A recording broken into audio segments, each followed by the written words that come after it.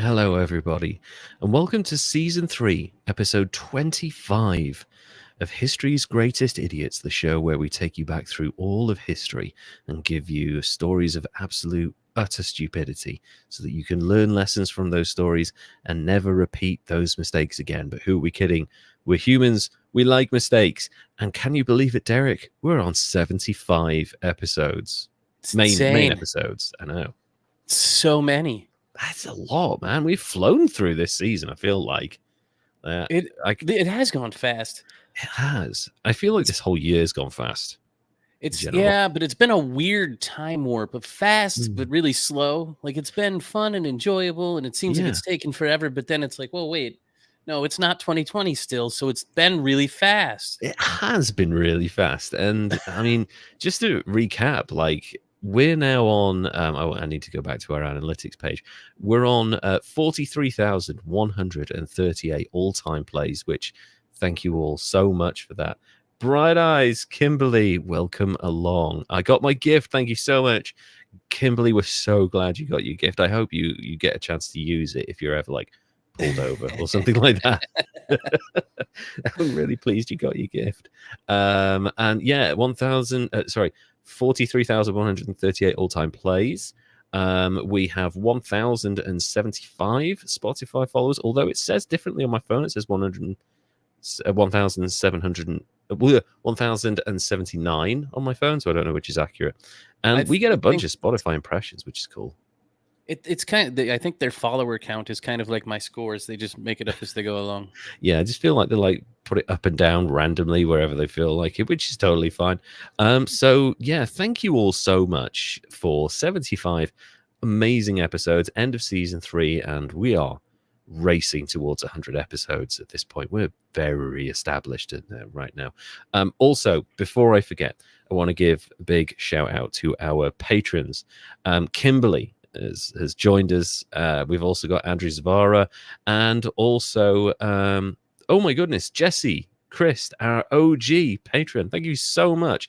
You guys are the best. And if you would like to join them and go on our Patreon, go to patreon.com/history's greatest idiots, where you can get behind the scenes stuff from our daily lives. You can get script stuff, like loads of script stuff, and also very special, which Kimberly will be able to see very soon. And I'll do it, I think, probably either tonight or tomorrow. I'll be putting a Patreon exclusive 15-minute short, bite-sized, idiotic snippet thing that will be for patrons. And then probably we'll compile them and put them on the YouTube, or possibly the YouTube. How old am I? And probably a special episode on the main page as well as a bonus episode. But yeah, that'll be going up for our patrons either tonight or tomorrow. So yeah, nice. And if you'd like to follow us on social media, youtube.com/history's greatest idiots, where you can see most of our videos. And also, if you go to Instagram, you can find us on at History's Greatest Idiots, and on Twitter /x/hellhole, you can go to at Greatest Idiots and follow us there. Can you believe I remembered to do the call to action? You nailed it too. I even interrupted you, and you just nailed it. I'm sorry, I breezed through that. That's really rude. No. So yeah, I'm glad that we've hit 75 episodes, and actually, it's never not fun. It's never. Yeah, I got that right. it's always fun. That's a There better you way of go. saying it. And I love the interaction we have. I love hosting it with you, Derek. Thank you so much for sticking around with me. It's so much fun doing this. I'm so glad to have been picked and to just keep doing this. And it's You were the like the only highlight of my choice. time. Yeah, you were the only choice. Like everyone else, I was like, oh, this isn't bad. This isn't bad. You were so much better than every other person that applied. You were so good. And immediately I was like, oh yeah, he's really good. Yeah, So I appreciate that because yeah, not a lot of people have hired me for my voice acting stuff. yeah.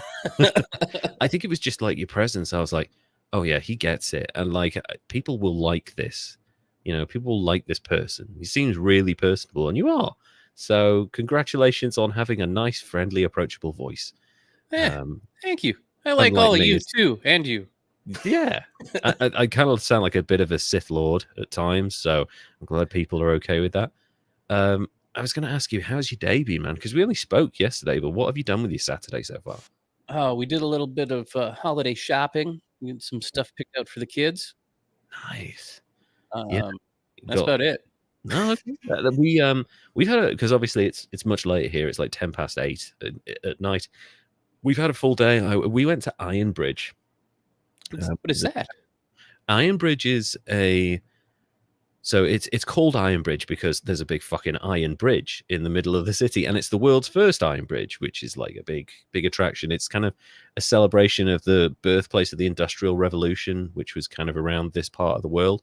So it's the first ever iron bridge constructed in the world, and it's really monumental and epoch making. It was the dawning of the modern era when we could have iron ships and steam power and shit like that.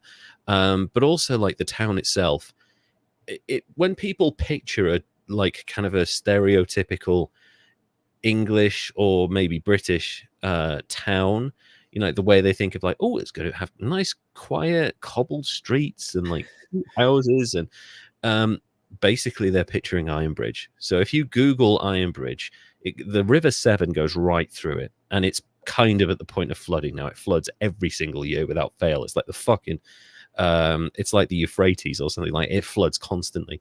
So all of the houses have got like really good protection, but they're all like kind of old Victorian era, really cute houses, really well decorated. And like the town itself has got like all these like beautiful tea rooms and bars and really quaint shops. There's not a single mainstream shop anywhere. There's like a pharmacy next to a tea emporium and like a teddy bear shop and an ice cream parlor and a tapas bar and all of these like random things.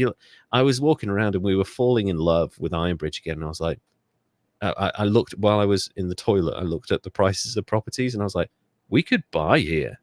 I was like, the only thing I'd worry about is fucking house being underwater every year. But how would insurance work there? Basically, you wouldn't have any. You'd be fucked every year. So you would buy, I think, because it's tiered, because it's in like a gorge valley type thing. So very high sides on either side of of Ironbridge, the town. So you would just buy like one level up, like about 5 or 6 meters up. You'd be fine. What if you dug like a really big moat and it just like when it flooded, it just filled your moat? Yeah. Well, yeah. I think that's what they do, because they've got the defenses, like the metal things that we were talking about that come up that give you like an extra meter. But yeah, like basically they need to dig a giant fucking ditch so that all the water can go in there. But yeah, it's really picturesque. So if you ever get a chance to Google Ironbridge town, it is probably the best way, because if you Google Ironbridge, you're going to get a shitload of bridges and probably some porn as well. But if you Google Iron Bridge, it's so beautiful and surprisingly affordable if you've, like me, if you're onto like your like multiple into your housing development like kind of thing. I've had multiple houses at this point, so it's affordable for me. Like if I sold up, got another small mortgage, we could live in Iron Bridge and have like a really nice life. But if you're starting out, Iron Bridge ain't the place for you, because there's nowhere below like £300,000. So okay. Yeah. So like everywhere in Arizona. Basically, yeah. And everywhere in the Western world, almost at this point. You can still get bargains. I know, it's frustrating, man. Next time I find a place for like 10 grand that's a doer-upper, and I'll just tag you. There's still a bunch of them in like Liverpool and stuff, so you can still get them cheap. I'm gonna try to find that house from Up with the balloons on it, and I'm gonna just live on that. Just travel around with that, or get Elon to make you one. Why not? He owes us at this point. I don't trust this stuff not to crash. Yeah, exactly. That cars crash, jets crash. Yeah, the truck looks. I don't think it's going to ever come to the EU because it has no crumple zones at the front. Basically, you get hit by that truck, you are dead. That truck looks like a crumple zone. Yeah, it looks like it'll just fall in half like a tin can, but apparently it's like A, indestructible, and B, a magnet for fingerprints. So it's super tacky. Yeah, can you imagine? Yeah. You've been eating popcorn, you come out of the cinema, you grab you press the button to open the door, and there's just a smudge of like butter and stuff all over it. Oh God. Gotta carry your stainless steel cleaner around with you. You're just spraying every time you get in and out of the car, just buffing it up. My God. So Derek, we've got quite a show to get through. We've got a long show because it's the season finale. So you've got a really big one here, a troubled artist. Please tell me about your idiot for the season 3 finale, please. Because usually I struggle with who I'm going to decide on. And like this one, I was struggling, and I thought, okay, there can't be very many Dutch people, and we have a lot of people in the Netherlands listening. They're like 6-7% of the audience, I guess, according to the stats. Wow. And one of the listeners, I think, from the Netherlands, shout out to them, had us as a top fan. So I was like, oh, I definitely got to cover somebody that's Dutch. Yes, absolutely. Hope I'm doing this right. And forgive me if I get everything wrong pronunciation-wise, but whatever. And this guy, I'm not even sure if he's an idiot, but then I remembered I can just do whatever I want. So for today, he may or may not be an idiot, but I know some people call him a mad genius. I guess you could call him an idiot. He shot himself, and he did so in such a way it took him like 36 excruciating hours to die. So that's kind of dumb. Who we're talking about. Yeah, I'm giving it all away right away, but it's okay. That's fine. Let's see. Today, I'm just going to jump into it. I'm going to tell you about one of the most misunderstood and I think mythologized artists out there. For sure. The stories are wild. The art's amazing, and the dude's super troubled. Oh, yeah. He was, let's see, on the 30th of March, 1852, in Groot Zundert, the most Catholic province of North Brabant in the Netherlands, a minister in the Dutch Reformed Church and his wife delivered a baby boy. They gave the child the name of his father, Theodorus's father, Vincent Wilhelm Van Gogh, and then they mourned their loss because that child was stillborn. Oh, no. Exactly 1 year later, the couple gave birth to another son. Possibly still overcome with the grief of losing their first child. They also named that son Vincent Willem Van Gogh. God, why do I want to be all German with it? Wilhelm. Well, it's Dutch, Deutsch. The Germans and the Dutch will not like me saying this, but they are very close, and they hate each other as a result of it. But yeah. Well, my last name, looks that way. It does. And in radio, I was Dutch. They called me Dutch. I went by Dutch. Hey, it's Dutch on X1039. Perfect. Yeah. Anyway, so my German's making me want to say that is what I'm getting at. Anyway, yeah, Tag, it's Deutsch actually. So, anyway, they named Vincent after his dead brother and his grandfather, and maybe that messed him up a little bit that they named him after his dead brother that was born somehow magically on the same exact day 1 year before. Born dead. Wow, that's crazy. That's like a whole other level of coincidence, but also like imagine the pressure it puts on someone to know that you have been given 2 dead people's exact name. Like that's intense. Yeah, and it's been suggested that it had some sort of deep psychological impact on him. And I think that's true. And a lot of people say you can see that impact in his art. And I think possibly the deeper the wounds, the more beautiful the art. But maybe not. I don't know. Maybe I just like sad shit. That said, Vincent was also a super common name in the Van Gogh family. Van Gogh's mother, Anna, was from a wealthy family from The Hague. Nice. His father was the youngest son of a minister, and the couple met when his father's older brother married his mother's younger sister, which is super confusing. Yeah, that is. But there's a connection. Okay, yeah, it works. It's sounds super incesty, but not as incesty as it gets later. Oh god. Van Gogh had 3 sisters and 2 brothers, but was by far closest to his younger brother Theo, who was kind of his patron a little bit later on. Nice. Theo was born in 1857, so he's a little bit. Let's see how many. I'm not going to do the math. You do the math out Quite there. a bit younger, yeah. Later in his life, Van Gogh only remained in touch with Theo and his younger sister, Wilhelmina. And it was Theo that remained his main source of support and the person that was with him when he died. Wow, that's sad. So growing up, Van Gogh's mother was a strict religious woman that was so devoted to the family, it was kind of smothering.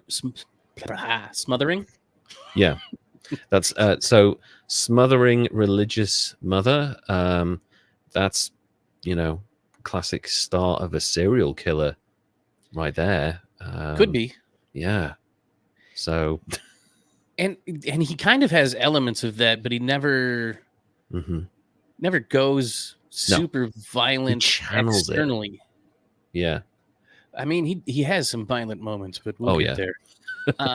His father, being a minister, wasn't actually paid a lot of money, but their family was taken care of by the church. So even though he wasn't paid a lot of money, they had a house, a maid, 2 cooks, a gardener, a carriage, and a horse. So who needs 2 cooks? I don't know. Heavy people with how many kids did they have? Like 7? Oh yeah, they did have quite a few kids. Okay, so maybe they've got like a sous chef who's like doing all the entrees and stuff. Well, I mean, with him being a minister, maybe the church fed people too. Yes. So it was like an extra cook for the people that go to the church. Yeah, that makes sense. Something like that. That sounds good. We'll go with that. Yeah. So they weren't peasants, but they were in kind of a higher position, but not super high. Sure. But high enough that Van Gogh's mother was sure to instill that they uphold the family's reputation, take pride in their name, be mindful of stuff. She came from a wealthy art-related family in The Hague, so she kind of had that with her smothering religiousness as well. Sure. His early education was actually at home with his mother and a governess, and he was really serious about his education. He took his studies to heart. In 1864, though, he was sent away to a boarding school, and it was that abrupt change that kind of left him feeling abandoned. Oh, wow, yeah. Named after a dead kid, didn't really feel loved. Now he's sent away to a boarding school. Yeah, that's not great. He starts sending letters back home, asking to come home. He's pleading to come home. By 1866, he's off to another school, a middle school in Tilburg, and that makes things worse. He becomes more unhappy, and he starts channeling it into drawing. Right. He's expressive. It's starting to become increasingly intense the more unhappy and depressed he's getting. And he starts taking lessons in 1868. He's in Paris. Let's see. I lost my place. I'm sorry. Okay. March 1868, he's headed back home. Okay. And in some of his writings, he describes his entire youth as cold and sterile. His time drawing and taking art lessons in Paris were the only bright moments, but his artwork was really dark during that period as well. His early art was really super dark. Yeah, and you can see why. Obviously, it's reflecting what's going on within like his mind, and it's not the worst upbringing I've ever heard of, but there's definitely like an element of alienation there. which is not going to help him. He's just feeling super lonely and detached. And then he's sent away to live with his uncle, Vincent. Imagine that. For fuck's sake. Vincent, Wilhelm, Wilhelmina, like how many different fucking people have got this name? It's ridiculous. I think like 1 out of every 3 people in the family is a Vincent or a Willem or a Wilhelmina. Jesus. And this Vincent is an art dealer with Goupil and C in The Hague. Oh, wow. Okay. And Vincent is studying under him for some art training to be an art dealer. He starts his training in 1873, and he's transferred to Goupil's London branch. And that was actually a really good time in Vincent's life, he says, when he was looking back in some of his memoirs. He was just 20 years old at the time. He's already earning more money than his father was at that time. He's enjoying his work. Things are starting to go really well. He's doing good things. A good point from Kimberly here. Name creativity, 0%. I love that. Sorry, you said he went to London. So what time is he in London? Like 1880, 1890 something? It's the 1873, 74, 75 time period. Right. Okay. I was going to say, because like he's in London, it's getting towards that time. Is he Jack the Ripper? No, he's not. It's a few years too early. Okay, we're fine. he does have a thing for prostitutes, mutilation, and mutilation, but self mutilation. Yeah, that's true. Probably, hopefully, maybe. I mean, yeah, I'm not even going to get into this stupid stuff. Anyway, so those good times didn't last forever. He started becoming infatuated with his landlady's daughter. Oh dear. And she rejected his advances, and then he professed his feelings for her. And she said that she was engaged to some other dude that had stayed there before. So she totally couldn't be into him. She was like already engaged and stuff to some dude that was there earlier. Right. Okay. And that kind of sent him on a spiral a little bit. Yeah. And then he got super isolated and became kind of religiously fervent. Right. And so his father and uncle arranged for him to be transferred to Paris. And this is 1875 now. Now he's becoming resentful and disillusioned to the art world and the degree that art dealers are commodifying art. Sure. He's getting mad at the folks that are working at the art, the Goupils. Right. Yeah. He's getting mad at the people that are buying it, and he thinks they're stupid. He's actually at some point telling customers, don't buy this worthless art. Wow. And as you might expect, he got fired. He's sounding, this is so weird. It's quite reminiscent of Kurt Cobain. A little bit. Yeah, you know, and a lot of musicians, but specifically Kurt Cobain, like, my art is being corrupted by these money-grabbing arseholes. They've commodified it. It doesn't mean anything. The people who listen to it are idiots. They don't understand it. Like, yeah, I mean, he wasn't quite so harsh with it, but there's elements of Kurt Cobain's experience of the world in Vincent Van Gogh. It's interesting. Right. And he was doing it with other people's art too. Like, you guys don't even get art. You don't even understand. Like, you buying garbage. Yeah. So now he's unemployed and he's returned back to England, taking on some free work as an art or as a supply teacher at a boarding school in Ramsgate. Nice. Right by the sea. That's probably a good place for him, to be honest. Didn't work out for very long, though. Oh, that's he changes paths completely. He sets out to become a Methodist minister's assistant. Nice. That's better than being a magician's assistant. So, yes. And a Methodist magician's assistant is really weird. I don't know what it has to do with his denomination, but 1876, he returns home for Christmas and he takes work at a bookshop in town. He's miserable with that work. He's passing time doodling and translating the Bible passages from Latin into from French into English, Latin into English and French and German. And he dove headfirst into his Christianity and becomes super pious and monastic. Of course, his father being a minister, his family being super religious, they're supportive of it. They're, Great. send For him on his once. way. He's Yeah. following in his father's footsteps. They sent him to live with his uncle in Amsterdam. This is where I got ahead of myself earlier. He prepares for, but fails the entrance exam for the University of Amsterdam's theology school. Right. So he undertakes a course at the missionary school near Brussels, and he fails. And it's not because of his lack of knowledge. Right. It's just because he's kind of stubborn, and he thinks that Latin is a dead language, so he's not going to learn it and take the test in Latin. It's stupid. He was right. So he thinks that it's a waste of time. The people that he's preaching to aren't going to understand Latin. No. And so, no, he's not going to do that. And so, no, they're not going to let him be a minister because of that. I'm going to blow your mind for a second. I had to learn Latin in school. 1990s. Over 100 years after this. Yeah. And we all knew it was a dead language, but the argument was always, well, if you want to become a doctor or if you want to become a botanist, Latin's going to be very helpful. I'm like, I don't want to be either of those fucking things. You people won't even, like, I was going to this school. I was like, my first language is Welsh. We are in Wales. Why aren't you teaching Welsh? The actual language of this country. Like, oh, no, that's no good. I'm like, you're in Wales. Why aren't you celebrating the culture of, Latin? Let's talk about Latin and igneous and all of it's so fucking stupid.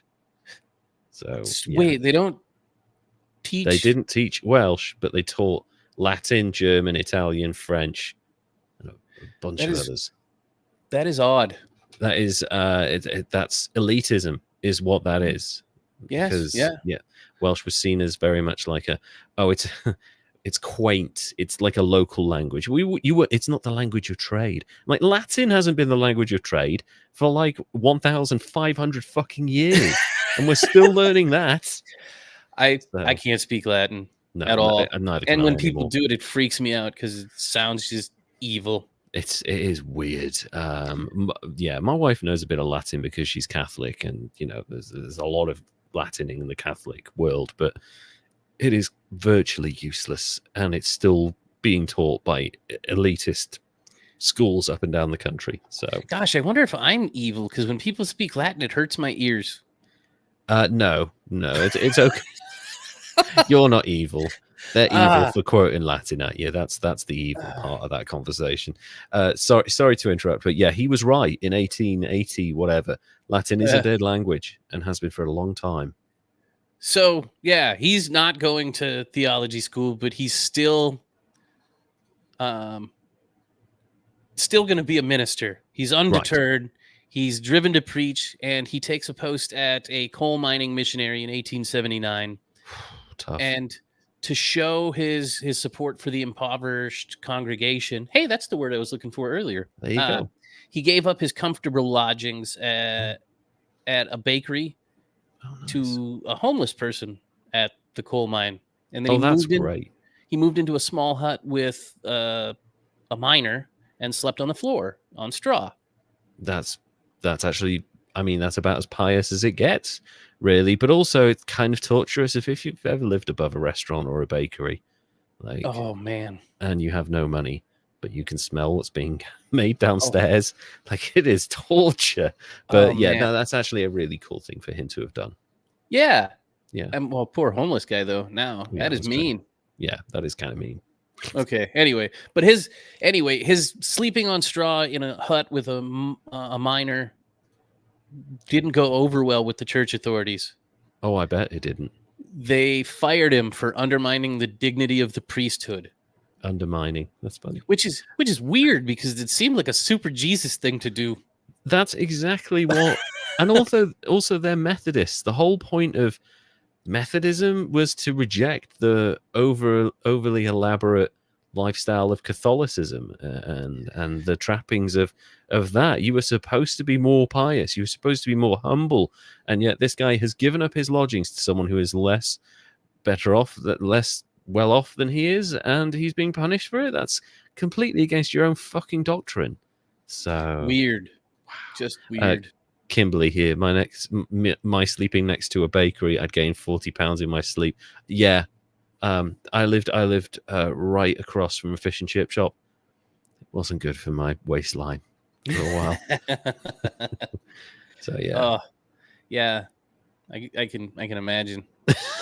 Yeah, just a lot of takeaways. Yum. Yes. I'm hungry right now too. Let's not talk about food.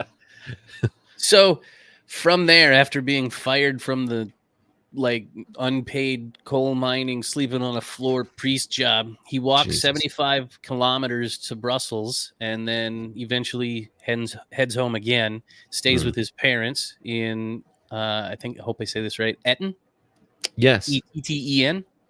Stays there till the end of March 1880. And his father becomes so frustrated and concerned with his behavior that he considers having him committed to a lunatic asylum in Glee around that same time. I mean, he probably needed help, but those insane asylums were basically just a dumping ground for people who had become difficult at that point in time. Like, I want to get a divorce from my wife. She's insane, Your Honor. Send her to the asylum. And like, it was just literally a place where people were sent, whether they were actually, mentally unwell or not. And I mean, he needed help, but he didn't need insane asylum help. That is not helpful. And he avoided that kind of unhelpful help by returning to lodge with the miner until October of 1880. And he became interested in the people and scenes around him. He started capturing them in his drawings and sent some up to his brother Theo, who suggested that he actually just take up art himself. Yeah, it was good advice.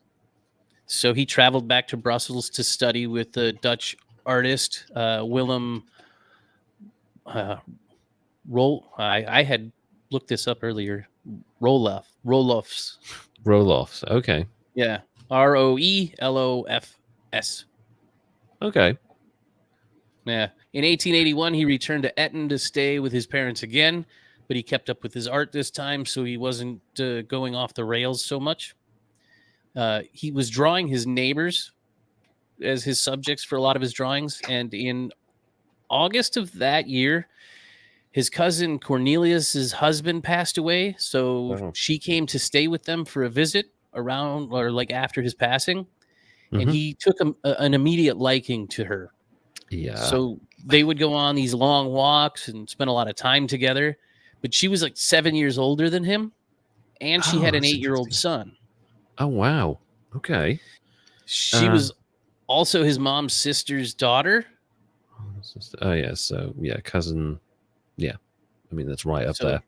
Yeah. Mom's sister's Unfortunately, daughter. it's very common around this time, especially in royal families across Europe. So that kind of first cousins thing.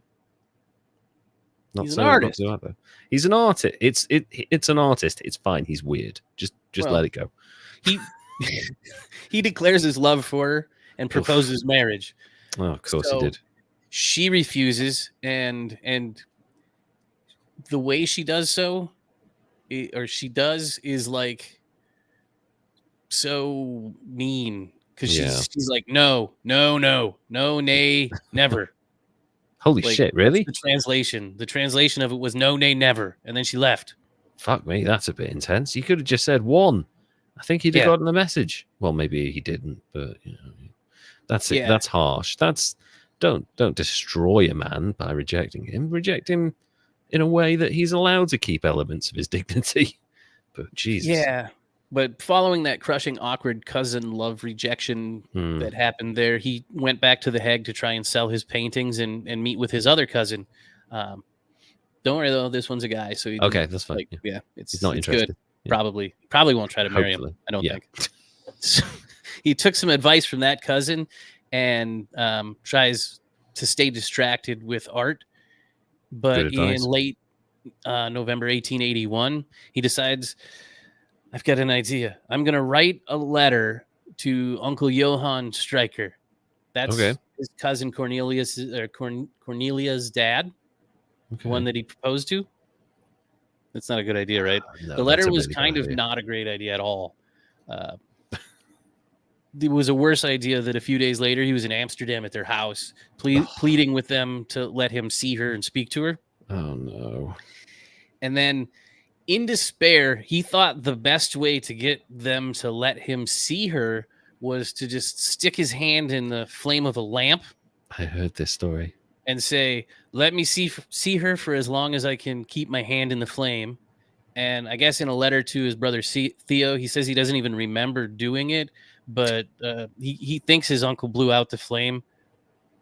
Right. Whatever happened, Johann said no. He made it clear that they weren't going to get married and he needed to kind of get the hell out. Yeah. And that the whole thing was, quote, persistent and disgusting. Icky is the phrase that they needed at the time. Yeah, icky. It's icky, Vincent, for fuck's sake. So he's crushed again. Yeah. The weird part of it, though, is one of the reasons it was icky is because Van Gogh didn't have the ability to support himself. Really? So that's the thing they found disgusting, was that he was not sound financially. Yeah, and the persistent and disgusting part. But anyway. I mean, yeah, that's not great. So Vincent goes back to doing his art thing, and this time he's studying watercolor for the next month or so. Cool. He goes home for Christmas. Things spiral again. I think maybe he should stop going home. Yeah, not a good environment for him, that. He's fighting with his dad, and he takes off and goes back to The Hague. Mm-hmm. He stays there until 1882, and he starts dabbling in painting in oil. His cousin lends him some money to set up a studio and get started with oil painting. But yeah, he's an artist. The rails are about to come off again. He ends up on the outs with his backer, and kind of because he ends up in the hospital suffering from a bout of gonorrhea. Oh, probably from drinking and sleeping with hookers. Gonorrhea. Yeah. He was doing his oil painting and setting up his studio and getting all into the art scene and drinking and banging hookers. Nice. So he caught some gonorrhea and ended up in the hospital and couldn't pay his backer or his rent. And that's bad. Around that same time, after he gets out of the hospital, he gets himself into this new domestic partnership with an alcoholic prostitute. Oh, that's a great choice there, Vincent. Holy shit. Her name's Kalsina Marie or Seen Hurnik. Okay. She has a 5-year-old daughter. Okay. And at the time they met, she was pregnant. Oh, shit. So for a long time, the child she's pregnant with thought Van Gogh was his father, but wasn't. On the 2nd of July, she gives birth to a baby boy, Willem. Of course, it's called fucking Willem. For fuck's sake. When Vincent's father found out about the relationship, he worked to get Vincent to bail on it because Seen and her 2 children were kind of just, that's not good for the family image, an alcoholic prostitute with children that aren't yours, and you can't be doing that, man. This whole family are like obsessed with social climbing and their status and stuff, even like to the point where, oh God, you're disgusting. You can't support yourself financially, you fucking failed artist. Like there's no empathy there. It's all about their image. But actually, if you treated this person better, your image will be significantly better as a result of that. But, for real. Jesus. And he did consider moving the family out of the city and defying his father and just being like, nah, I'm not going to leave her. But poverty got the better of him, and the hard times actually pushed Seen back into prostitution. So then they started fighting. Right. Because, prostitution's dangerous business, and it's emotionally very difficult to deal with sex work sometimes for certain men, especially when they're clearly mentally ill, which this man is. So yeah. And I mean, it's dangerous and unsafe at the time for sure. And because we're 1880s in, well, I guess we're in The Hague now. Yeah, but so it's not London. But we're starting to get news of prostitutes being murdered. So yes, but he gets super depressed. They're fighting all the time. He thinks that life's becoming irreconcilable and his art is suffering. So in late 1883, he does leave her and her children. Oh, shit. She gives her daughter to her mother and the baby to her brother. And she Jesus. drowns herself in the river in 1904. Holy shit, that is so sad. Super. Wow. And now driven by loneliness and depression, and this is, I'm going back in time. She hadn't drowned herself yet. He's sad he left her. He didn't want to, but he did. He goes to live with his parents again, which is fucking stupid. Yeah. And it's just... he feels that draw, and this is such a common thing with toxic parental relationships, is that they want the love, like the child wants the love of the parental figure. They want that affirmation. They want that, are you proud of me? Do you love me? Please show me. Please give me that affection. But actually, the more they go back, the less likely they are to get that affirmation from these people, because A, they're not capable, and B, every time they go back as a disappointment to these people in their eyes. So they're less likely to get that. And it's just, they just want that one hug, that one thing saying, you know, I'm proud of you, I love you. And it's never going to happen, but they're never going to stop trying to get it. And it's so sad. No, and he's not getting it, but he's back in December, right around Christmas, 1883, living with his parents, focusing on painting at least, and drawing again. Great. Neighbors. This time now he's expanded to drawing the cottages as subjects of his art. And in August of 1884, he's got love in the air again. Okay. This time it's the neighbor's daughter. Not a cousin. Okay, well, that's change. Good. I'm glad he's changing it up from family members and prostitutes. But yeah, like, okay, sure. Let's hope it works. It's not going to, though, is it? No, they wanted to marry, but neither side of their family wanted it to happen. Oh, for fuck's sake! Then that's the point where you cut everyone off, right? And you go, well, right, well, fuck you then. We're out. She said, "Fuck you then."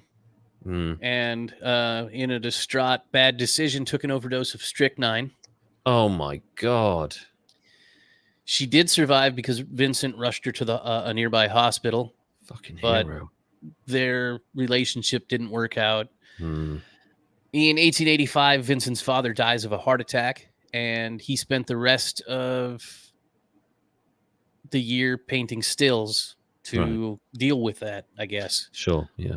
In May of that year, he finished his first major work that people will recognize, called The Potato Eaters. It was in a series of peasant character studies that he did that I think are one of his first major arts. Are you bringing it up? That'd be cool. I'm gonna try and bring these up as we go. Yeah, wow. It's see if I can bring this up. Let me share my screen with you here.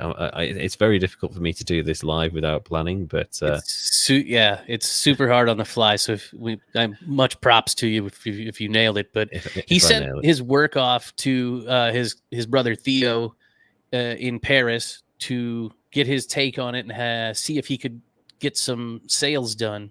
Yeah. There we go. Very, very basic. But there's elements of Van Gogh style in that. If you're not, obviously, if you're listening to this, then there's not much to it. But it's very cartoony representation of characters. But there's like the light and like some of the depth to it. It's like an early form of his work. But man, it's really interesting. It is, and him and his brother Theo kind of got into it a little bit over this painting, because he said that he didn't believe his brother was trying hard enough to sell his paintings. And his brother responded saying, your paintings are too dark and they're not, bright and in this new impressionism style. Okay. So he needs more color in his life. Yeah. In August, his work was publicly exhibited for the first time in shop windows of the dealer in, gosh, I'm going to mess this up. LaRou's. Okay. Leurs. Did I get that right? How do you say that? Leurs. Sorry, Leurs. Lewis? Lewis? Yeah, that sounds about right. At that dealer in The Hague. Yeah. And it was one of his young peasant sitters that became... it was of one of his young peasant sitters, And she actually became pregnant in September of 1885. And he was Okay. accused of forcing himself upon her. Oh dear. And the village priest forbade parishioners to model for him after that. Oh wow. Okay. Things didn't get better from there. Them. Yeah, that's what they said, but it's not his baby. Okay. Yeah. So things didn't get better. He moved off to Antwerp in November and rented a room above a paint dealer's shop. He lived there in some super poor conditions. Yeah, like, I bet. He really only spent his money on paint and materials and models. He lived off of what he said, bread, coffee, and tobacco. Yeah, that's not a good diet. You need some vitamins in there somewhere. Holy shit. I mean, I guess you could get some in the bread. And I mean, tobacco's good for you. And who ever heard of anyone getting into trouble from drinking coffee? Totally fine. Good grief. Yeah. Needless to say, he fell ill a lot during that time. Yeah. And in February of 1886, he wrote to his brother Theo saying he could only remember eating 6 hot meals since the previous May, and his teeth became loose and painful. Oh, that's not good. He did apply himself to the study of color, though, like his brother had asked him to. And by that time, though, he was drinking heavily. And he was hospitalized from February to March of 1886, possibly from drinking. Right. Most likely from syphilis. Oh, shit.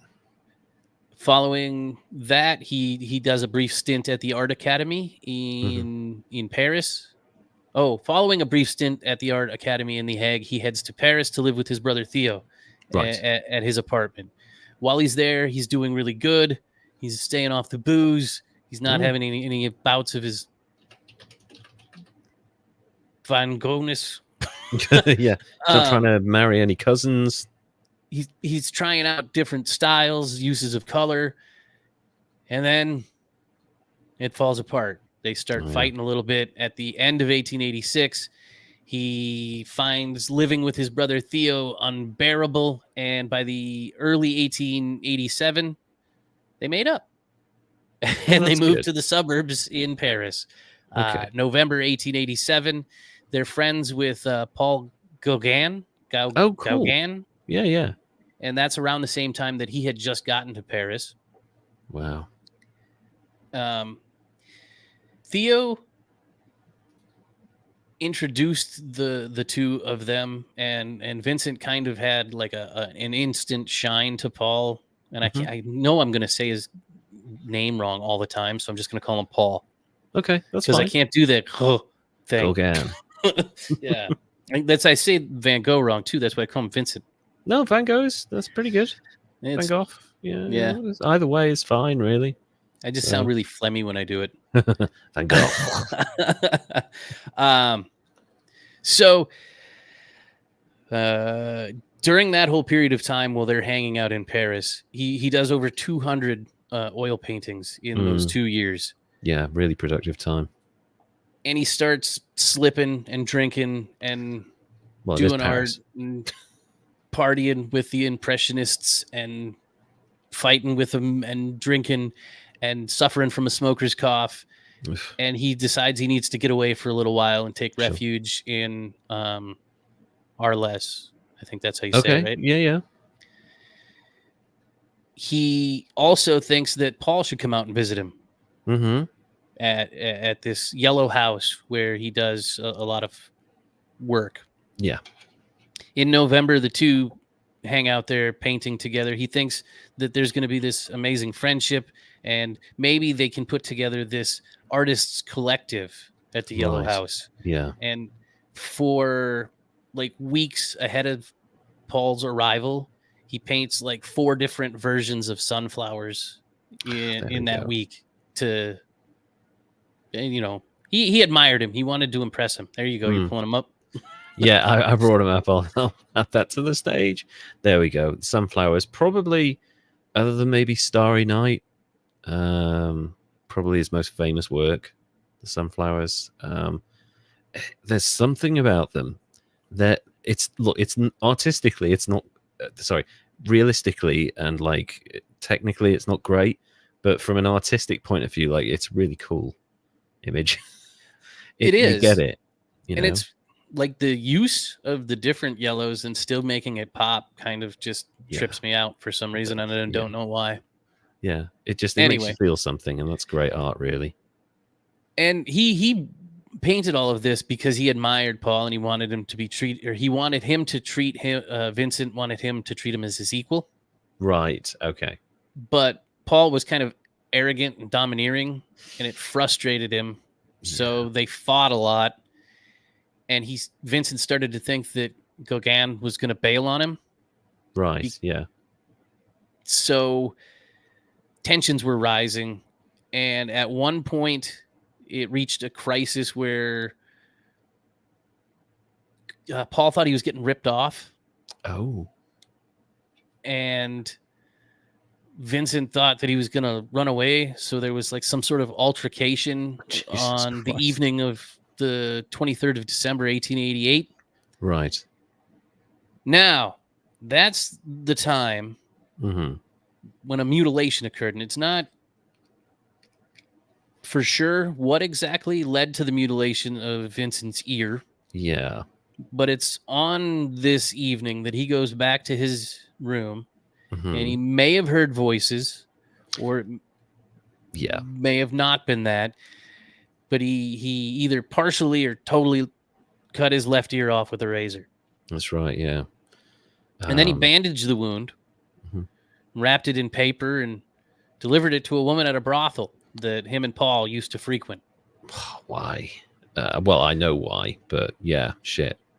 And the next morning, he was found unconscious by the police and taken to a hospital because cut his ear off, which is fucking nuts. Yeah, and actually, this is something that was recounted by an Australian criminal who was played by Eric Bana in a film called Chopper, real life story. Eric Bana's like big breakthrough role. I remember seeing an interview with him on a breakfast show in the UK. This guy over the phone, you can hear him over the phone going, I'll tell you what, when you cut your fucking ear off, you don't have to bleed everywhere. Like, the amount of blood was insane. I didn't think it would be that bad. And you cut your ear off, you're going to lose a lot of blood. The thing is, too, is like from the stories that I came across on this, is it wasn't like a clean cut. No. It like took effort. Yeah. It took like some hacking at it. And when he got to the hospital, they didn't even attempt to sew it back on because it like had been jagged, and it was passed the best by date. Yeah, as well. It was starting to whiff a bit, Van Gogh says he's got no recollection of the event in his recalling of it in his memoirs and writings. It's believed that he suffered an acute mental breakdown. That's a psychotic break. Psychotic break right there. It could have been from the drinking. It could have been because around that same time he had been eating paint chips and drinking sips of his thinner. Plus he's got turpentine, syphilis now. He's clearly got other stuff going on. Like, this is a whirlwind of mental issues that are about to derail his entire life. So yes, yeah. And within a few days, the local police ordered he be placed in hospital care. Good. Despite a pessimistic diagnosis, he recovered and returned back to the Yellow House on the 7th of January, 1889, and spent the next month bouncing back and forth between the hospital and home, suffering from hallucinations and delusions, and poisoning himself further with lead paint and turpentine. Jesus. And that's in March. That's when the police closed the house because the people in town, 30 of them, got together, and they described him as La Fou Ro, or the Red Madman, and they wanted him to fucking leave. Well, I'd imagine the redheaded madman. That's what it was. Yeah, that was my nickname as well. But yeah, I can see why that's something they would want, because if anything, he needs help. So living in that house is like the worst situation for him. So maybe if he leaves, it'll be better. And it is actually. Yeah.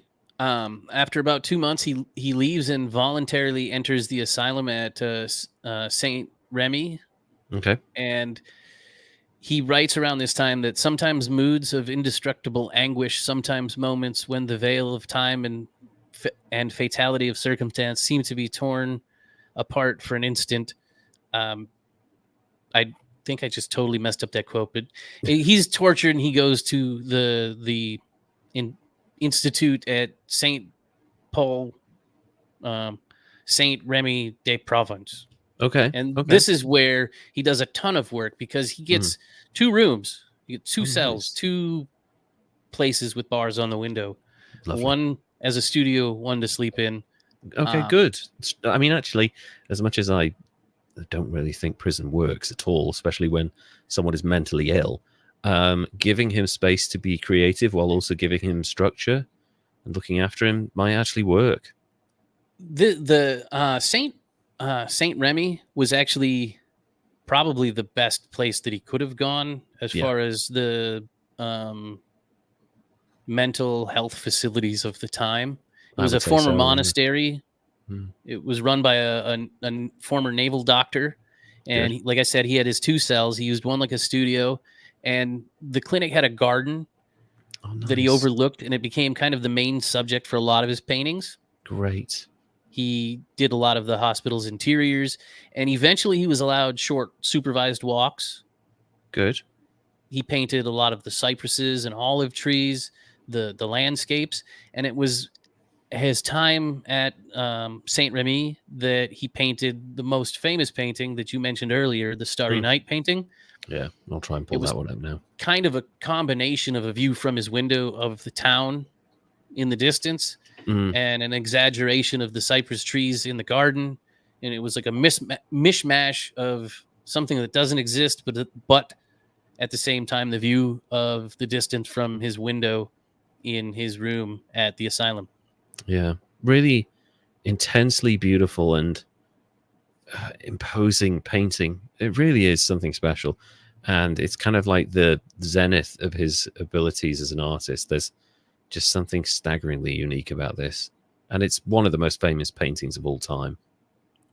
And yeah, I think I have a print of that somewhere. Yeah. But I know I used to have one. I think at some point everybody has one of those, don't they? Like a poster print? Pretty much everyone. Most people have seen certain paintings in their life, whether it's the Mona Lisa or whether it's God touching like hands with Adam or whether it's like a Picasso or something. But yeah, I think most people will have seen Starry Night. It also helps the Van Gogh exhibitions or Van Gogh exhibitions have now become like a thing, like the light exhibitions that they do. Oh God, it's taking me to Temu. Run away! Run away quickly, they'll exploit me. Where you like sit in a room and it like washes over you. I think I had one in a previous search, but yeah, basically you sit in a room and all of his paintings are projected around you, on the walls, on the ceilings. It's a really cool experience. And I've actually been to one of those, not for a Van Gogh, for a different thing. But yeah, that's that kind of, oh, there we go. That's the thing I was looking for.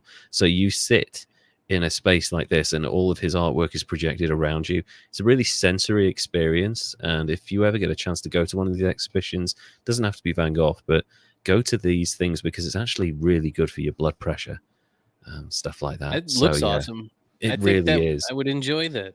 Yeah, and they also they pipe in music, and sometimes they also pipe in smells.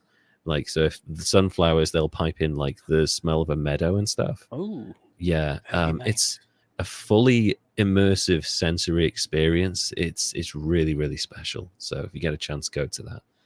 Sorry, please carry on. I love art and museums and art galleries and stuff. So yeah. And I picked a good one. I hope I'm you did. doing it justice. Yes, you are. Between February and April of 1890, he suffered a severe relapse and was super depressed and unable to bring himself to write. But he was able to eke out a few paintings and drawings during that time. It was a short period of that short period was the only time his illness actually had a significant effect on his work, according to a letter to his brother Theo. Right. In January of 1890, French critic Albert Aru, Aru. I just, Okay. I just howled Aru. turned into a pirate. He praised his work and described him as a genius.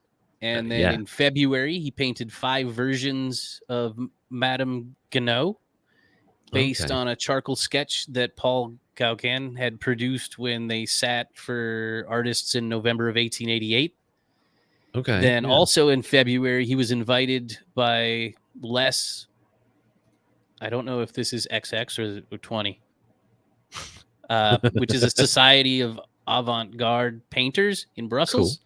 Oh, nice. He was invited to participate in their annual exhibition from March to April 1890. Great. And he was included in the 6th exhibition of the Société des Artistes. Nice. I suck at this. You're doing better than you think you are, honestly. They exhibited 10 of his paintings.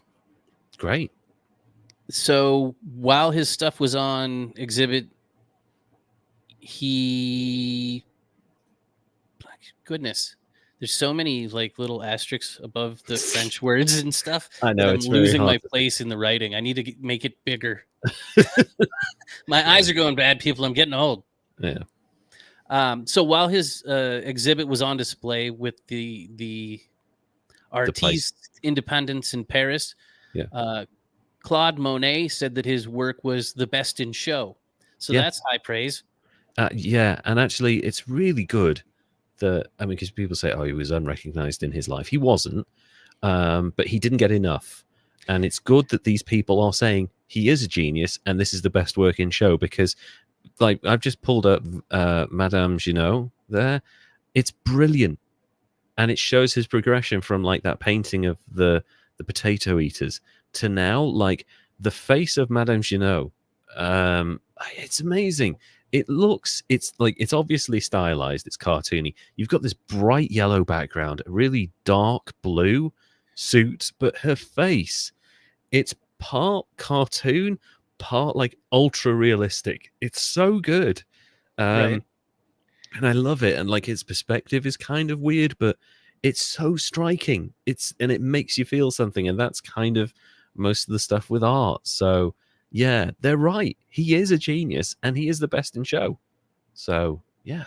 And things are like looking up, like you said, people say he didn't get enough or didn't get recognized in his lifetime. But like you said, it just wasn't enough and it wasn't soon enough. Yeah. And it was May 1890. He leaves the clinic at Saint Remy to move nearer to Paris and near his brother Theo. In July 1890, he completed 2 more paintings of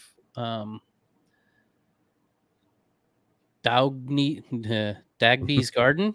Okay. Yeah. Which is likely his final work, because on July 27th, 1890, at the age of 37, he shot himself in the chest with a revolver in a wheat field, which he had been painting. Yeah.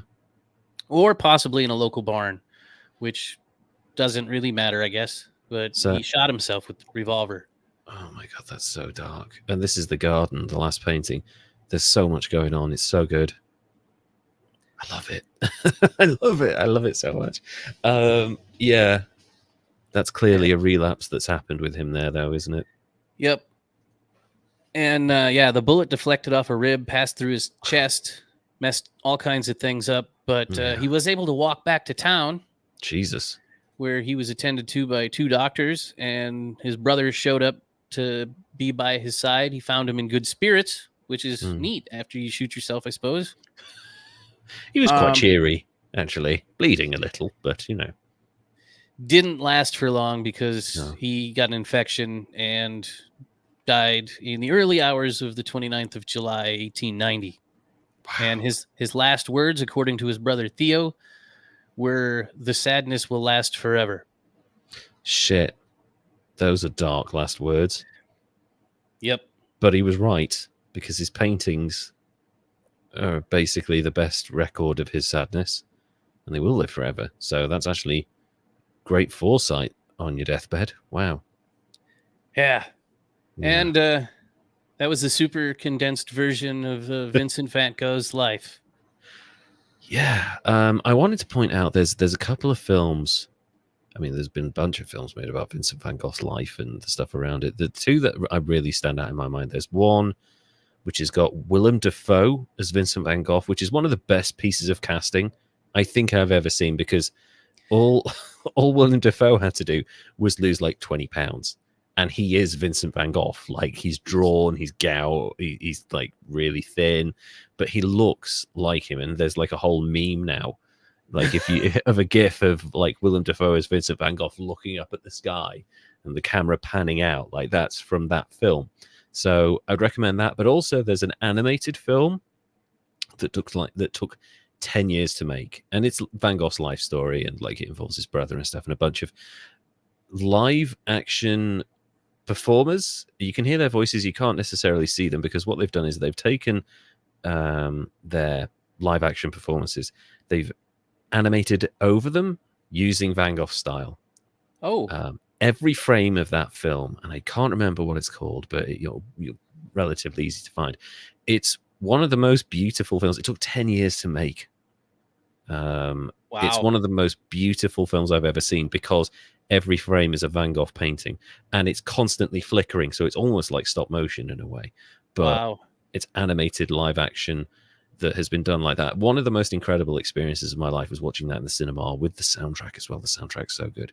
So the art he created, it's inspired millions of people and has like sold for record numbers multiple times over. But I think what we've got to look at here is that Vincent van Gogh is very much a victim of circumstance multiple times over. Mm-hmm. And while he made his mistakes, he was also significantly damaged by his childhood, by his upbringing, by various elements of mistreatment in his life. And actually, while you were talking just then, one of the things I did was bring up a Health of Vincent van Gogh article, which has got its own Wikipedia page, and it's colossal. There's so much on this. I skipped over so much stuff to get it to an hour. I know. It's crazy, isn't it? And like, so just reading the top section of the Wikipedia entry for Health of Vincent van Gogh, there is no consensus on Vincent van Gogh's health. His death in 1890 is generally accepted to have been a suicide. Many competing hypotheses have been advanced as to it being possible medical conditions that he may have had. These include epilepsy, bipolar disorder, borderline personality disorder, sunstroke, acute intermittent porphyria, lead poisoning, he almost certainly had that, Meniere's disease, schizophrenia, he was probably schizophrenic, schizoaffective disorder, substance use disorder, he probably had that as well, non-suicidal self-injury disorder or self-harm, probably had that as well, and possible anxiety disorder. He almost certainly had an anxiety disorder.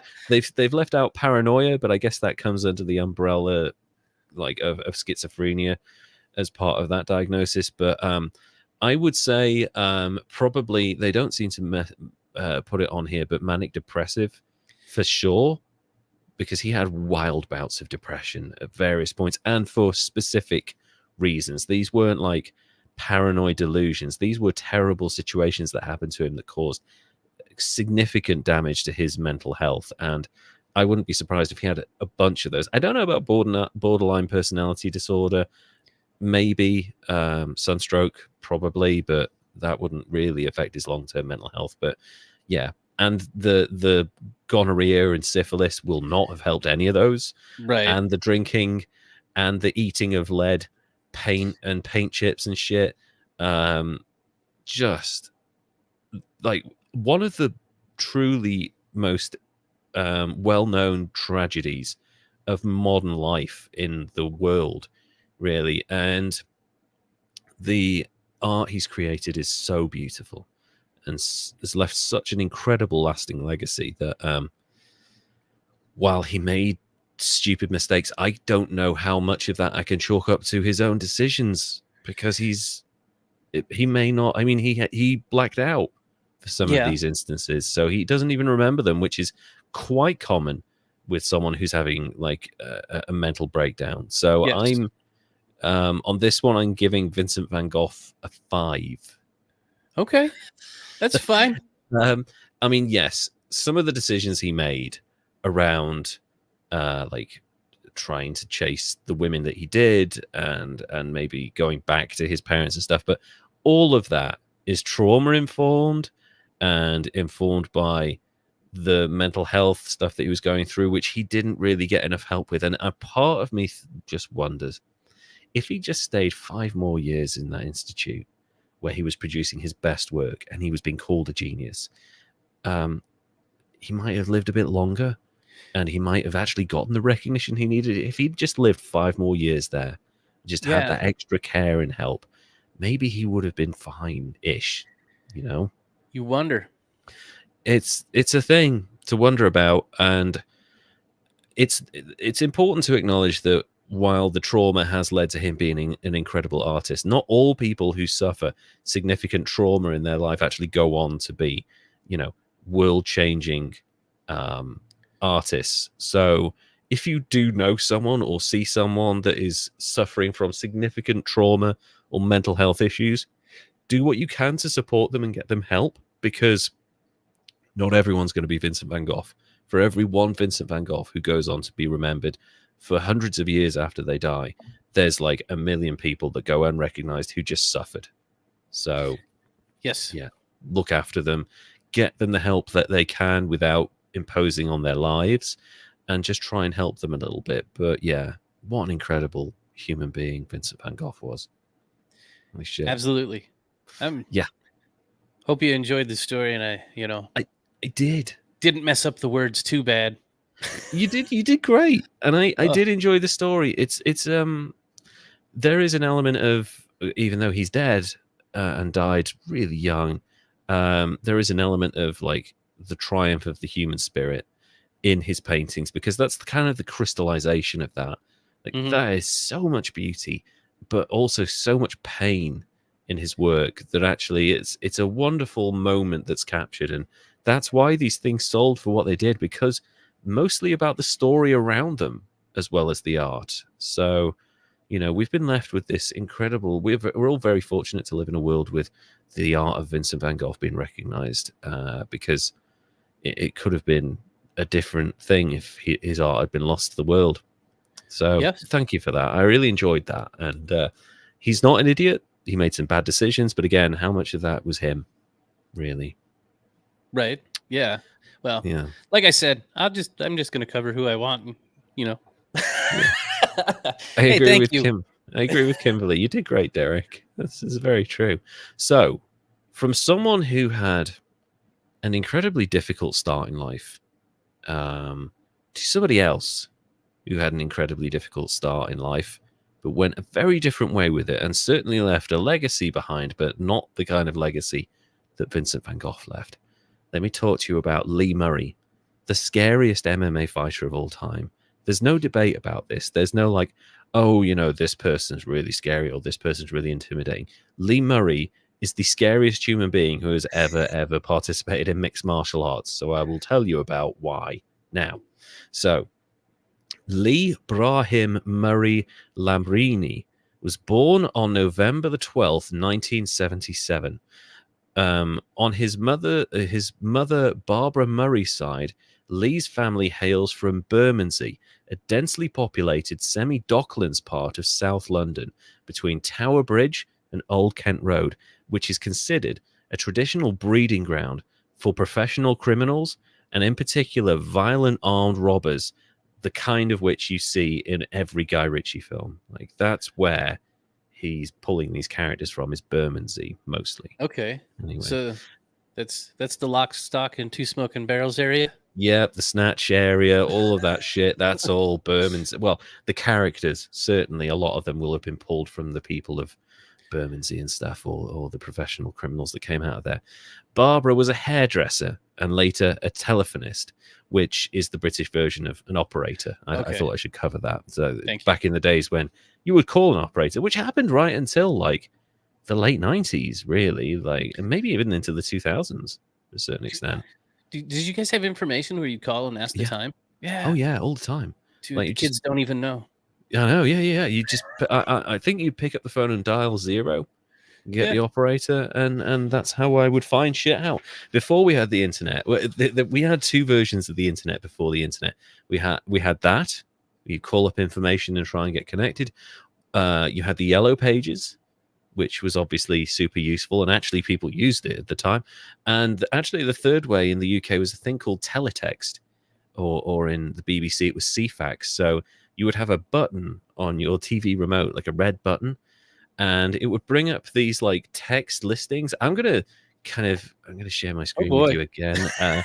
It's like it was very much an early version of the internet that you could get on your TV. It's CFAX, BBC Teletext, basically very early 8-bit stuff, and you would use your remote and press like 101 for the news or 888 for information or something. So let me just share my screen with you now.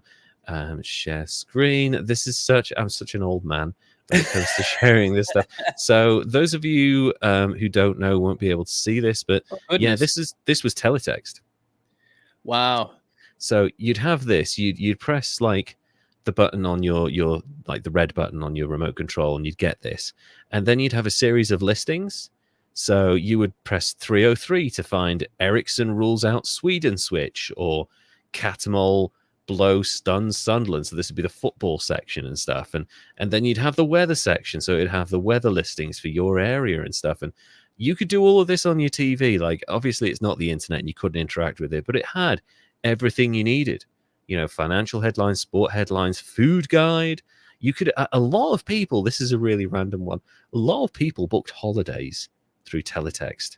Oh wow. Because you got super cheap deals. So you would get the thing, you would call a number that would pop up, and it'd be specific to that page, and you go to Greece for 2 weeks for 100 quid or whatever, you know. So yeah, it's kind of, it doesn't exist anymore, but man, it was so cool back in the day. Like, that's where I found everything out. So I don't know how I got onto teletext, but yeah. Sorry about that. That's okay. I went on a full tangent there, and we've got a long episode anyway. So Barbara was a hairdresser and then later a telephonist. That's how we got onto CFAX. On a holiday to Gran Canaria, which tell you a little bit about that. Volcanic island off the coast of Spain, which is beautiful and very popular with British tourists. She met Lee's father, Brahim Lamrani, a kitchen hand from southern Moroccan city of Sidi Ifni. So he was a Moroccan who was in Spain working in the kitchens there, because they could probably earn a bit more money working in these holiday resorts in Spain than they could, working in Morocco. Makes sense. Yeah, it's a smart move. And that happens quite a lot, actually. The couple's first child, Lee, was born in St. Nicholas Hospital, Plumstead, Greenwich, London, on the 12th of November, 1977, and was initially raised by his mother while Brahim continued to live and work in the Canary Islands.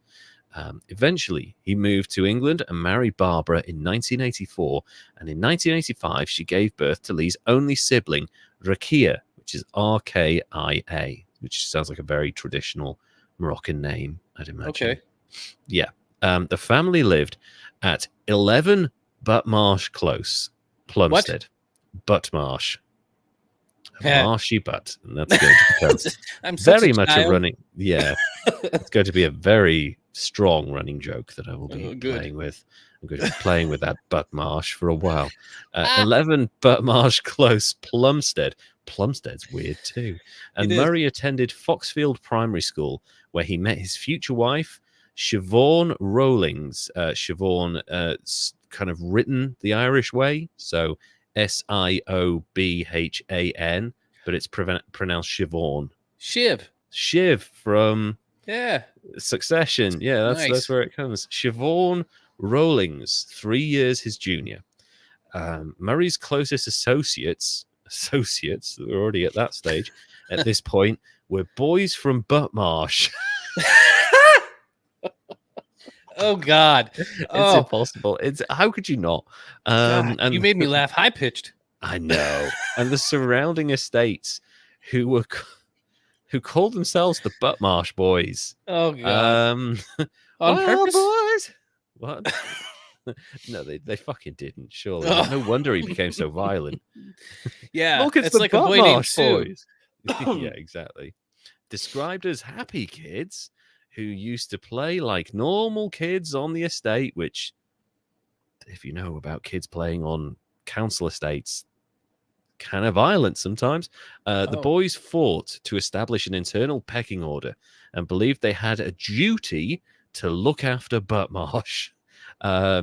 Sometimes engaging in fights with boys from neighboring estates, as if anyone is coming into that place to take over something called Buttmarsh. We've got to protect our Buttmarsh territory. Oh my goodness. I know. Turf wars between someone from Buttmarsh. It's always somebody trying to get in the butt marsh. It is, yeah. I mean, that marshy butt, it's so attractive to other people that you've got to fight for that butt marsh. A skinny youngster, Murray's preferred method of attack was running into battle, windmilling his arms around his head with a manic expression on his face, just like any child fucking like that. A maneuver which, combined with his protruding ears, earned him the nickname Alien, which he hated. Oh, wow. Then stop acting like a fucking alien, kid. That seems fair. That's fair. That's fair. Murray had a difficult relationship with his father, who was often drunk and described as a frightening, violent man who was volatile and domineering. There's the early childhood trauma that we're kind of waiting for at this point. Largely absent from the first 7 years of his life, Brahim demanded his respect and obedience to the point of a police warning for mistreatment. And I just want to point out, this is the 1980s. It takes a lot for the police to get involved in an argument about mistreatment in the 1980s. That has to be really bad. Yeah, I feel like you got to have like marks and all kinds of stuff in the 80s. You've basically got to be crawling on the floor bleeding to death if the police are going to step in for child mistreatment in the 1980s. They're like, well, you're allowed to hit them and, or smack them and keep them in place and maybe beat them with a pipe and maybe, throw them through a window. But once they start bleeding profusely on the floor, that's when we have to step in because you've gone a bit too far there. Maybe you'll get a £10 fine, Eventually, Lee began to fight back against his father. The next door neighbor heard that Brahim actually went to hit Lee, and Lee snapped, turned around, and knocked his dad clean out with one punch. Yeah. Once he realized he could take down a big man like that, I think that's what changed Lee into the man he is now, a thug. That's his neighbor. Okay. Saying that. Christ. He's basically like, he's conquered his oppressor. Right? So now he's like, I'm free.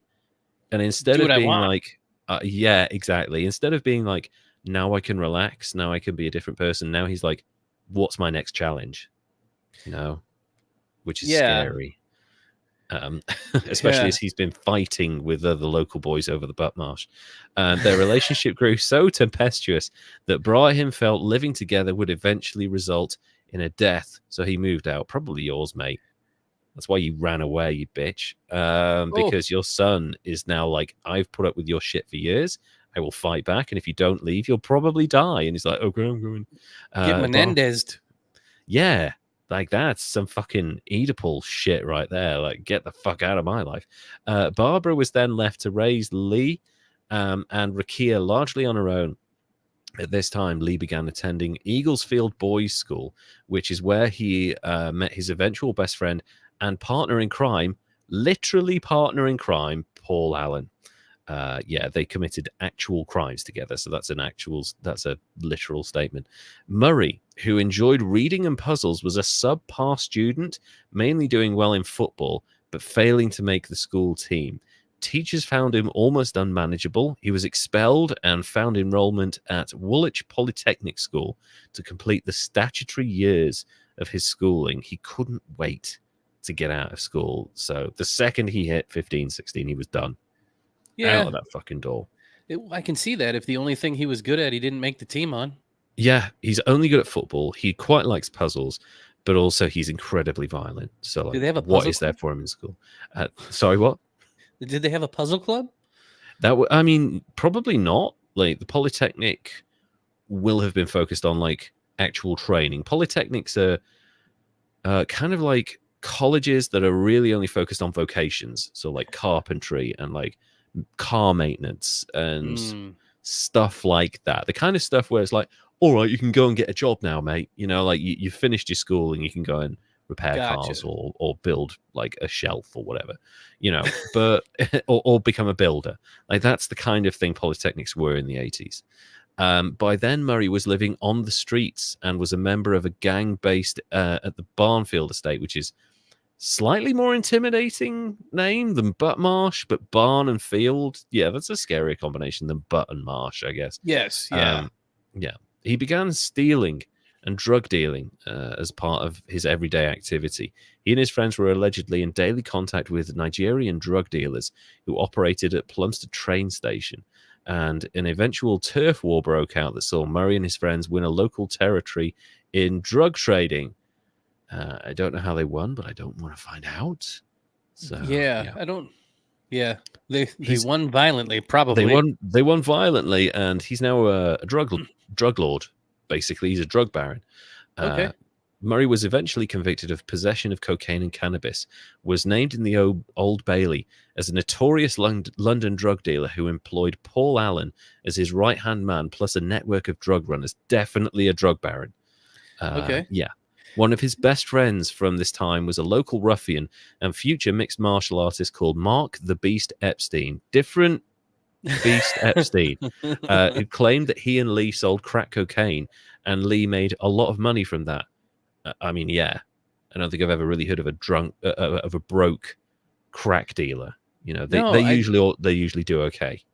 You know, I think that's the trope in all the movies is that they go and be drug dealers so they can have the money. Exactly. So balling, you know? Yeah, he's doing that. Like it ain't a trope in this situation. Like he's actually doing okay. I think it comes from somewhere in reality. Yeah, exactly. Like that shit happens. Don't become a drug dealer though. No, you will go to prison for a long time.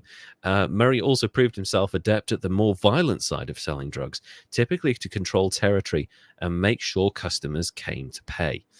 Murray himself claimed that some people would probably say I was a bully, but a bully to me is someone that goes for easy targets and people who won't fight back. Well, I mean, yeah, because, you know, crack addicts, you know, definitely aren't easy targets, are they, Lee? You fucking hypocrite. Yeah. People with addictions, you know, they've got it coming, really. We need to beat them up more. The fuck? Yeah, beat it out of them. Yeah, no, yeah, that'll set them of straight. Yeah, definitely. No, that's crazy. Me, I went for all targets, Murray said. He was known for Equal punching people. opportunity. Just like I'll go for anyone. And that's literally the case because Lee Murray would punch people at random in the street for no fucking reason. Oh, I hate because that. He's that guy. I hate that so much. I hate. He's a prick. Let's be honest. Like, who's that guy? Okay, we know about childhood trauma, but basically, he's punching his father in the street now. Like, you look like my dad. You know. Oh, yeah, just going around punching people. Yeah, and was habitually harassing a man who ran a local corner shop. You know, also I want to point out when you're punching random people in the street, you're basically asking to be killed because you know, I mean, I know you've got a reputation, you're violent, everyone's scared of you, but eventually someone's, you know, you're going to punch someone, it's not going to quite knock them out, and they're going to have a knife and they're going to stab you. And it's just going to happen. You keep running up the numbers like that, eventually the tough act is going to fail, really. Murray was sentenced to a term at Feltham Young Offenders Institution, the first of his custodial sentences for what ranked as his more minor offences, such as assault and theft. Others followed in Dover and Norwich. This guy is all over the map with the crime spree. Dover's like down here. Norwich is like up here. You know, Plumstead's down here. Like, he's all over England. Holy shit. Hey, you know, that's how you don't get caught. Yeah. I mean, don't do crime is how you don't get caught. Yeah, don't do crime. That's how you don't get caught. But also, don't go around punching people in the fucking street for no reason. Upon emerging from Feltham, Murray devoted his energy to the gym, lifting weights and drinking weight gain shakes to add bulk to his lanky 6-foot frame. Joining him was Alan, who by then was known as the Enforcer. presumably from his drug dealing activities. No, it will have been something else, won't it? Like enforcing good feelings to random people in the street. Of course, it's because he's a fucking enforcer in the drug dealing industry, you idiots. Murray and Allen were soon using steroids. Not a good combination. This man does not need roid rage in his life. Yeah, that seems like a horrible idea. And spending the money they earned from selling drugs on luxury cars. The police stopped Murray regularly, and because they suspected he was a drug dealer, because he was, and attempted to place an informer in his gang, but could not gain enough evidence to prosecute Murray because he was like, people were scared of him. They're not going to talk. Right. So, yeah. Well, now I got the stupid snow song stuck in my head. Informer. It's all about something about you licking my boom boom down. He was contemptuous of the police, often mocking and intimidating them in the street, sometimes following officers around in his car. He's tailing police. Oh man, that's backwards. That's really like ballsy to be trailing police around in your car. Some officers at Plumstead Police Station told his biographer others felt wary. It would be best not to aggravate him, and adding, he's a very dangerous man. I mean, dangerous man. He is. He's very dangerous. He's violent. He punches everyone. He's on steroids. He has a gang. They all punch people, and he basically runs Plumstead. So, yeah, maybe leave him alone for a bit. Or you're the cops. Arrest him. Yeah, or like call in the major crimes unit who are all armed to the teeth. Bring them in, for God's sake. Siobhan Rowlings, Murray's girlfriend, gave birth to their first child, Lily Jane, on the 24th of December, 1998. He is 21 years old at this point. Weeks later, Murray was caught up in a turf war with rival drug dealers that led to the arrest of Epstein. If you're joining us halfway through this podcast, this is a different Epstein being arrested. Don't get these two confused. Really don't get them confused. He's violent. And more than a dozen others, many ending up in prison. Murray, however, got away clean, with Epstein saying that he was the only one who slipped through the net. I mean, lucky boy. He's always been lucky. I went to prison for 3 years. I wouldn't describe Lee Murray as lucky. Really. Yeah, not so much. Like, he had like a shit life when he was young. Lucky in that he didn't get in trouble that time, I guess. Yeah, that time. But like every other time he's gotten into trouble, and he's creating situations where he is eventually going to get into trouble. So I don't think that's luck. I think maybe that time, but no, he's not a lucky guy. Murray married Rowlings on the 24th of November 2000, listing himself on their wedding certificate as a professional fighter. Okay. Murray would later divorce Rowlings in 2008 while incarcerated in Morocco. We'll get to that later. Shortly after dodging arrest, Murray was introduced to mixed martial arts, and he competed in his first fight on the 5th of December 1999 at an event called Millennium Brawl. Great name. And was held at Hemel Hempstead Pavilion, not too far from where I used to live in St. Albans. This is 2000? This is December 99, so 2000. Okay, yeah. Well, that's awesome timing, too. Yeah, really good timing. Works perfectly with the naming.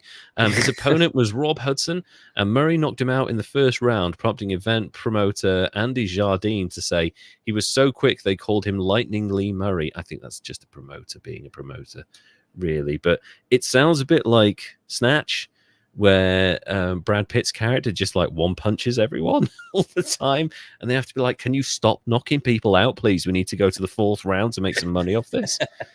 A better name would have been, I mean, Lightning Lee Murray is better than Butt Marsh Murray, really, isn't it? Yeah, a little bit. Murray's successful debut led to him begin training seriously.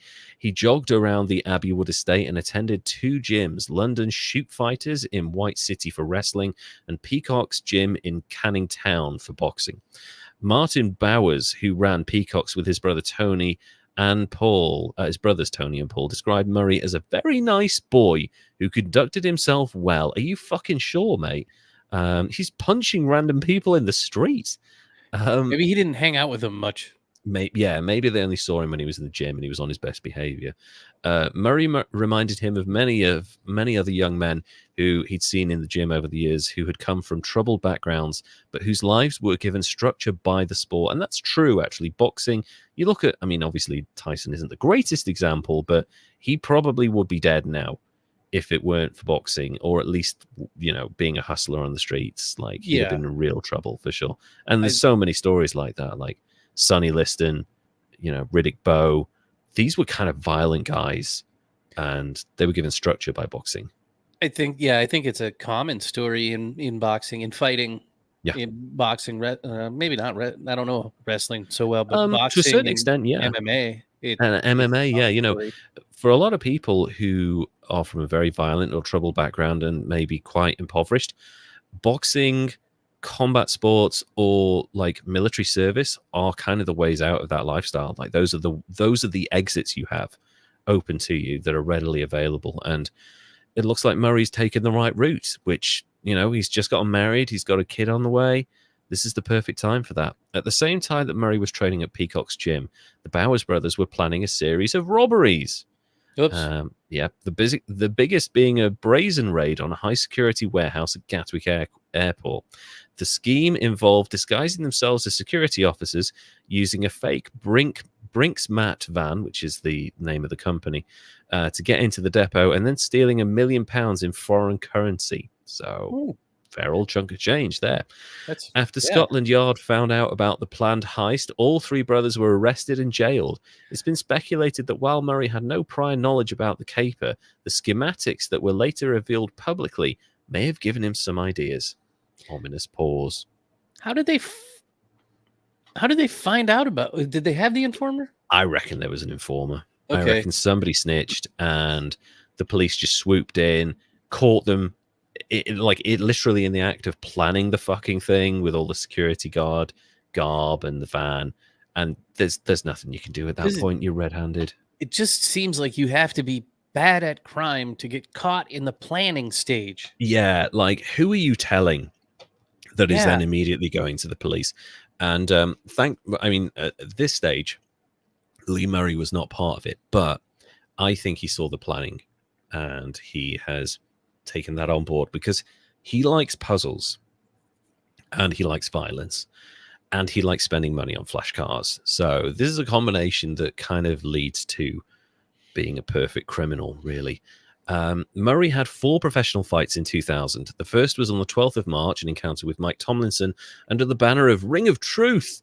Murray won the fight via a Kimura submission in the first round, but it was in February 2004 that he would expand on some of the events surrounding the fight, writing a message on a message board in a now archived thread from the mixed martial arts website Sherdog, quite a famous website that. Yeah. Murray told the story of watching legendary British boxer Prince Nazim Hamed versus Vuyani Bungu fight at a pub.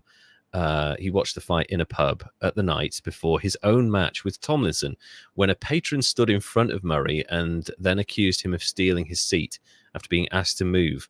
Murray allegedly knocked the man out, and his friends who attempted to aid him unconscious. So he knocked the guy out. The guy's friends came in to help him, and he knocked all of them out as well. God. So, Luck's scared of him too. That's a good point by Kimberly there. Cops scared of him, Luck's scared of him, everybody's scared of him. He's knocking out that guy and his friends. Yeah, and also, so he's knocked them all out with knee strikes. So he's not punched them. He's used flying knees to knock these guys out. And then the bartender rushed to break up the fight, and he knocked him out too. Oh, man. Leave the fucking bartender alone. Well, I'm sorry. If you're a bartender and there's somebody flying around knocking people out with their knees, just stay the hell out of it. Yeah, stay behind the bar, get down so they maybe can't see you. And yeah, if he's already knocked out like 3 or 4 people with knees, don't rush in to break it up. First of all, the fight's fucking over. And second of all, you're going to get knocked out too. He's just on instinct at this point. Anyway, the following morning, the day of his fight with Tomlinson, Murray was unable to close his left hand. After taping the hand, Murray relied solely on his good right hand, stating that he caught Tomlinson with a few good rights He was rocked, so he took me down. Then I caught him in a key lock on the ground and won the fight. After that, I went to the hospital and got my hand plastered up. It was broken in 2 places. This man is fucking terrifying. Yeah, Kimberly, this is in England. This is like in the south, kind of around London, I guess is the best way of saying it, like suburbs of London, kind of quite rough estates and stuff. So, yeah, he's gone into a fight with a broken hand. He won the fight. He had it plastered. It was broken in 2 places. Ooh. And 3 months later, he's fighting again, 17th of June, 2000, in a tournament for an Extreme Challenge. Murray defeated his first opponent, Chris Albandia, by an ankle lock in the first round. He's good at submissions, this guy, as well. Can your bones even heal that fast? No, not your knuckles, for sure. He's probably, because these smaller promotions, he won't have really needed medical clearance. He'll have just shown up and gone, look, it sort of looks normal. But yeah. But later, Murray said that he thought, he beat Chris Albandia by ankle lock. Murray later said that he thought Albandia was a kickboxer because he was wearing tie shorts. So he started the fight out with leg kicks. When Albandia surprised Murray by performing a single leg takedown, Murray said he sprawled and took me to the side of the cage where I was kneeing him and punching him constantly. Sounds about right. He dropped again and took me down, going for a leg lock. So I grabbed his leg and went to trade leg locks with him. I cranked on Achilles lock, and I think he must have snapped because there was a really loud crack. Even Pat heard it in my corner, and when Chris got up, he couldn't put weight on it, so I won that one. It's just a random thing. I've torn both of my Achilles tendons. I heard the pop. It's like a gunshot going off. It's really loud. So my pain empathy is making me feel bad things now. Yeah, you want to know the worst part? The worst part. I definitely tore my Achilles tendon, and we were playing football at the time. It was in the summer, so the ground was really hard. And the day before, I twisted my ankle a little bit, so I think that was probably part of it. And I heard this, and that was my Achilles. I went down. I nearly passed out. I was a bit sick. And then about half an hour later, after I tried to put weight on it, my friends took me home. I was like 17. And I got home, and I was studying like biology at the time in school as part of my A-levels. And I said to my mum, it's like, I think I've torn my Achilles tendon here. And she was like, no, you fucking haven't. Shut up and get in the bath, you big girl's blouse and stuff. I carried on walking on that for a month. And then one day I was wearing shorts around the house, and she saw this like ball that was protruding from the back of my leg of flesh. It didn't like swell up like. Oh, it did. But yeah, there was a lump under my skin at the back of my calf. Okay. Ew. And she took me to the doctor, and he was like, yeah, you've torn your Achilles tendon, and it's gone right the way up your gastrocnemius. It's gone right the way up your fucking leg. And he then looked at my mother, who at the time was very high in the NHS, not as high as she ended up being. And he looked at her and he was like, why the fuck didn't you spot this? And she just went, because nurses, doctors see trauma on a daily basis. They maybe don't have the empathy that they should have with their own family members, because they're like, I see death every day, and also, my mum maybe doesn't give me the benefit of the doubt a lot of the time. But yeah, I tore my Achilles tendon. I tore the other one while the other one was healing. So I can see how that would happen. Yeah, because you overcompensate, so you put too much weight on it. Anyway, the victory advanced Murray to the second round of the tournament, but he lost by armbar to Canadian submission specialist Joe Dirksen in the opening round. Does that name sound familiar? It does, yeah. Yeah, but I don't know why. Kimberly asking, I hope you milked it for all it's worth. Actually, I didn't necessarily milk it, but whenever I got an opportunity to talk to my mother's colleagues when she became a very senior figure in the NHS in Wales, I recounted that story just to make her look a little bad, because they were all terrified of this woman. My mother's a very scary person to people who work under her. But I was like, let me tell you a story of when she ignored the time I tore my Achilles tendon. Oh. And she's just like wilting away. And they're always like, oh, yeah, that's great patient care right there. Great bedside manner. And I was like, I've given them a little victory there. That's fine. So yeah, he lost to Joe Dirksen in the opening round. Murray said that when he went into the final, I was so happy and excited about winning the first that I sort of lost my focus. Dirksen's a BJJ guy who's only ever lost to Matt Hughes and Eugene Jackson. Matt Hughes is a very famous fighter. Anyway, he just took me down to the ground. I didn't even pay much attention while he tried. He launched a 3-sub attack at me, and while I was in his guard, I fended off 2 and then got submitted with a key lock. I learned a lot from that fight. Yeah, sounds like he did. So Murray's next fight was just weeks away, a July the 9th contest against Danny Rushton, a fighter who had gained a reputation for toughness due to his competing in true no-holds-barred competitions in Russia. The match ended up in a no contest. However, Rushton collapsed in the first round due to exhaustion. Shouldn't that have been the end of the fight? Really? You would think. Like, no? Someone faints? Right. Like, did they wake him up with smelling salts and get your ass back in the fight, or what? Like, come on, like, fight back a little bit. Like, he's punching you in the face. Can you? Hello? But yeah, apparently they went to a no contest. But if someone collapses in the first round, and they don't say like was knocked down, they say collapsed. You know, knocked down, you can recover from that, and it becomes a no contest. But if someone collapses, the referee should be on that right away. Right? So, yeah, like it's not even counted as a knockdown. It's like, oh, he just crumpled over there. Yeah, he's just, are you get all him right, up mate? and fight him. Yeah, carry on. Yeah, okay. No, that's at that point the fight should have been stopped. Really, at some point in 2000, Murray started to travel to Battendorf, Iowa, to train at the renowned Militich Fighting Systems camp run by former UFC welterweight champion Pat Militich. So that sounds familiar too, but Pat's, like I feel like I should know these. Yeah, I think you'll recognize more names as we go on, because there's a couple of really big names coming up. In an interview conducted by the Rushton fight, Murray stated that while at MFS, he trained a hell of a lot of groundwork and a lot of kickboxing too. I prefer stand-up, but when I just prefer to strike, really, I like to keep the fight standing and punch. Mind you, I'd like to punch from the mount too. I like to strike. He likes punching people. Yeah, we've learned that.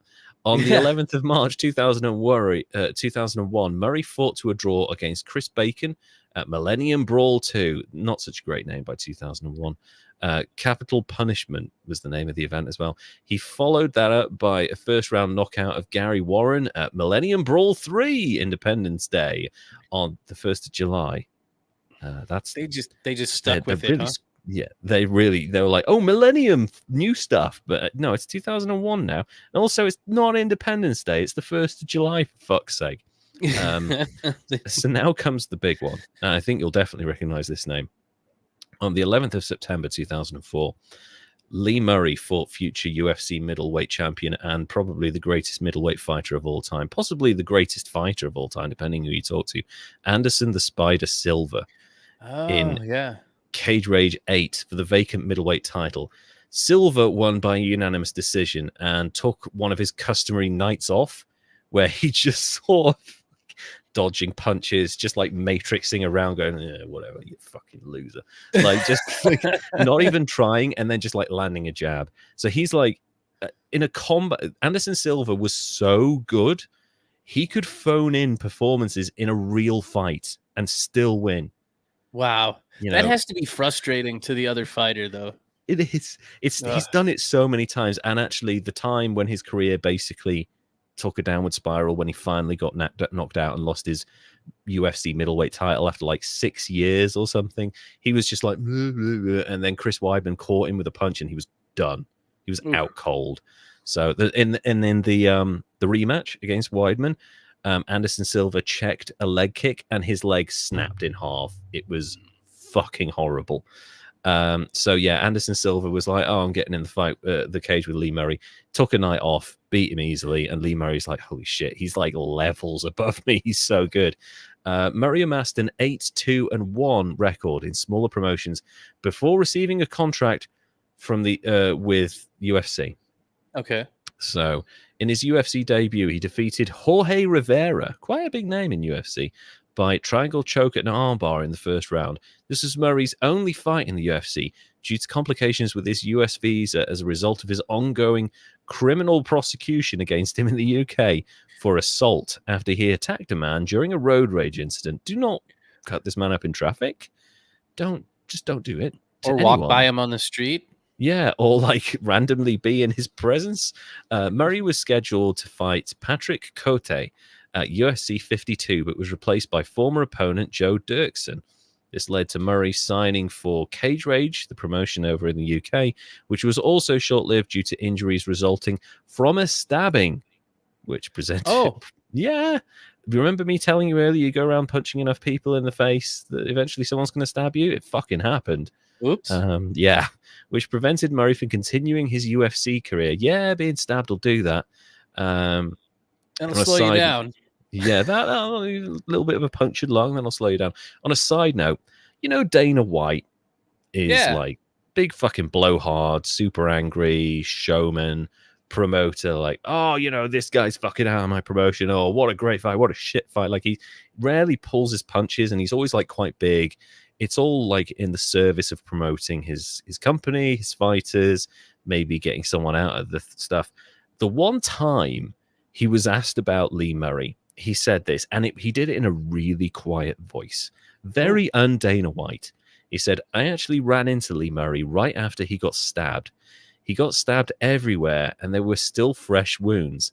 Days after Lee Murray got stabbed, he's walking around the event with all these stitches still in him. Lee Murray is one of the legitimate gangsters of all time. He really is. He is legitimately scary. Okay. This man scared Dana White. That is something. Yeah. Okay. Now, when you said he got stabbed, I was just thinking he got like stuck one time, but he was times. stabbed all over. Yeah, and he's still like, oh, you know, I want to fight. But Lee, you have stitches. If someone punches you there, that's going to explode. Yeah. He's like the 50 Cent getting stabbed. He is, isn't he? Just multiple shots just right to his body. I'm going to fight. Fuck it. And Dana White's like, he scares me. Yeah. Dana White is scared of this man. That's kind of really impressive. I generally can't stand Dana White because he's a hypocrite and he treats his fighters like absolute shit. But I 100% agree with him here. This is a scary individual. So far, yeah, everything you've said, that is absolutely true. Yeah, and it's about to get slightly weird now as well. Witnesses claim that Murray was involved in a scuffle with then UFC light heavyweight champion Tito Ortiz outside a nightclub in London after UFC 38 in July 2002. Yeah, this man is a walking nightmare. He really is a fucking nightmare of a human being. Murray asserts he knocked Ortiz out cold. A claim substantiated by Matt Hughes in his book Made in America, the most dominant champion in UFC history. That's not accurate, Matt.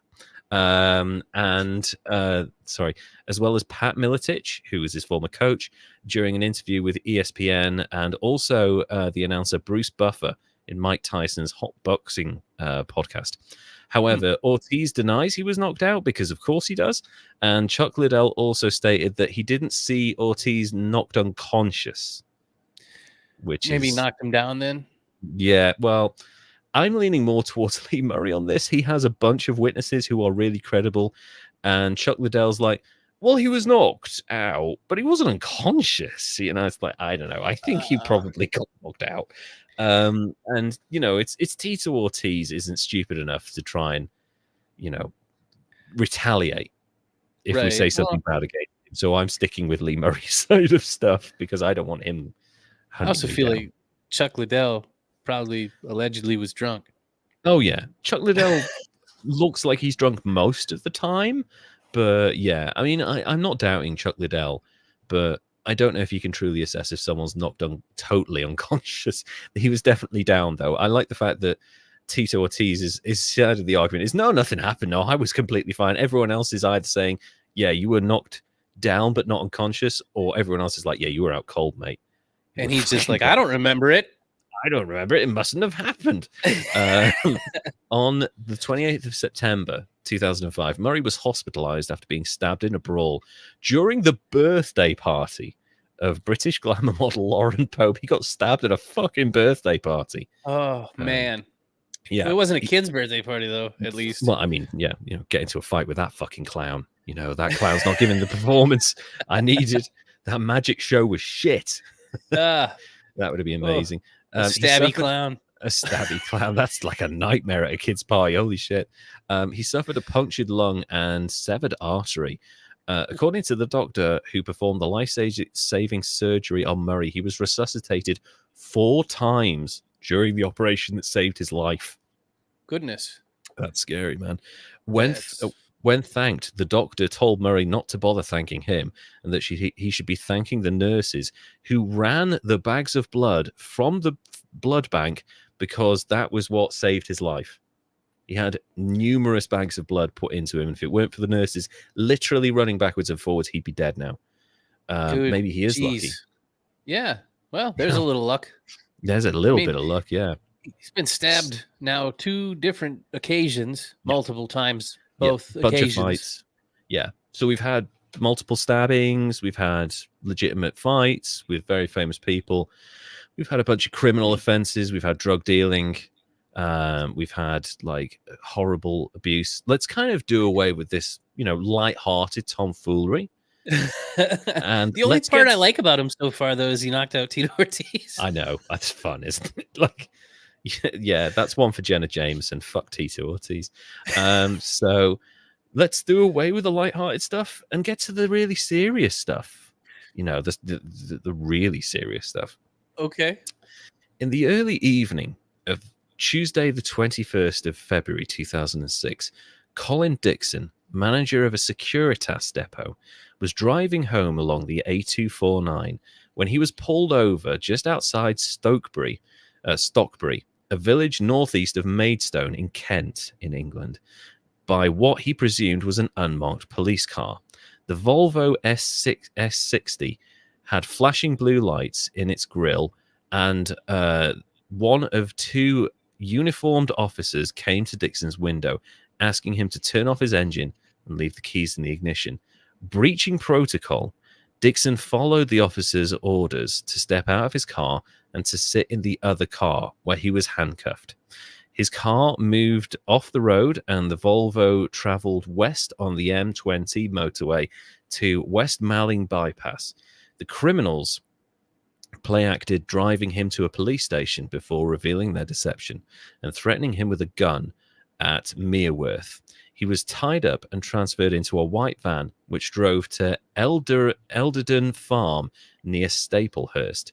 The 2 men impersonating police officers next drove to Dixon's home in Herne Bay and spoke to Lynn Dixon, his wife, telling her that her husband had crashed his car and that she and her son should accompany them to the hospital as quickly as possible.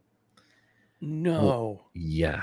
When she got into the car, Lynn Dixon realized it wasn't a real police car, and the men told her she was being abducted. They took her to the farm as well. Colin Dixon was then interrogated about the layout of the depot and warned at gunpoint that the lives of his family members depended on his actions. Well, then. This is getting dark, like I said it would. Around 1 a.m. on Wednesday, the 22nd of February, 2006, 3 vehicles headed to the Securitas depot. Lynn Dixon and his son were held in the back of a 7.5-ton white Renault Midland lorry. Colin Dixon and the other gang members traveled in a Vauxhall Vectra and the Volvo that was posing as a fake police car. The vehicles split up and the Volvo arrived at the depot at around 1:21 a.m. Dixon and the gang, dressed as police officers, got out of the car and walked towards the pedestrian entrance of the depot. Dixon rang the bell and looked through the window at the control room operator. Instead of querying why Dixon was returning at night or why he was with an officer, the inexperienced operator opened the door and let the 2 men through the airlock into the building. The entire robbery was filmed on the building's CCTV, and when Kent police later reviewed the footage, they nicknamed the gang member Policeman. Policeman subdued the operator, and without being asked, Dixon pressed the button, which opened the gate and allowed vehicles to enter the yard. It should be noted that the security officer was subdued with jiu-jitsu. Oh, that's interesting. Yeah, That's interesting. Also, this robbery, I'll give you a bit more detail into it later, but you can watch the whole thing on YouTube. It's weird. Oh. Yeah, you can watch the whole thing. It's not quite the town, but it is interesting to watch. And I'll tell you why in a second. I just want to say this is why cops shouldn't have plain unmarked cars. Exactly. This is why cops should always be in marked cars and also have very specific protocol. And also the fact that this guy broke the protocol, really dark. Anyway, the rest of the gang now entered the building. One man was later nicknamed Stopwatch because he was wearing a stopwatch to time the robbery in an echo of Ocean's 11. They've really practiced this. Goodness. Others were called Shorty and Hoodie and Mr. Average, which is just like, that's the police having a go at them. That's really harsh. The criminals' faces were hidden behind balaclavas, and they were armed with handguns, shotguns, and AK-47 assault rifles, and a Scorpion submachine gun. Oh. How the fuck they got hold of all of that lot? Mind you, he knows people, right? So he can get hold of some were shooters. They real, though? Oh, yeah, they're real. Oh, okay. They were 100% real. Ooh. Dixon urged staff to comply with the gang's commands, and 14 workers were tied up. Nobody pressed an alarm because they got them away from every alarm immediately because they knew the layout of the depot by this point. The 7 members of the gang attempted to load metal cages full of banknotes into the lorry and found they were too heavy. So one criminal tried to drive the Lansing Lind power lifter, and the rest shoved the hostages out of the way. They had so much money they needed to use a forklift. Yeah, it gets even weirder as well. It was difficult to maneuver the lifter, and a Securitas worker was ordered to drive it.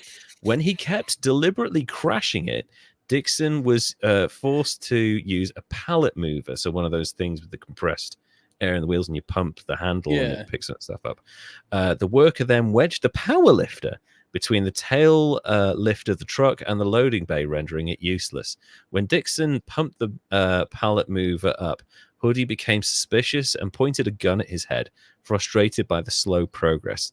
The other gang members grabbed bundles of money in their hands and filled up shopping trolleys. How the fuck there were shopping trolleys at this place?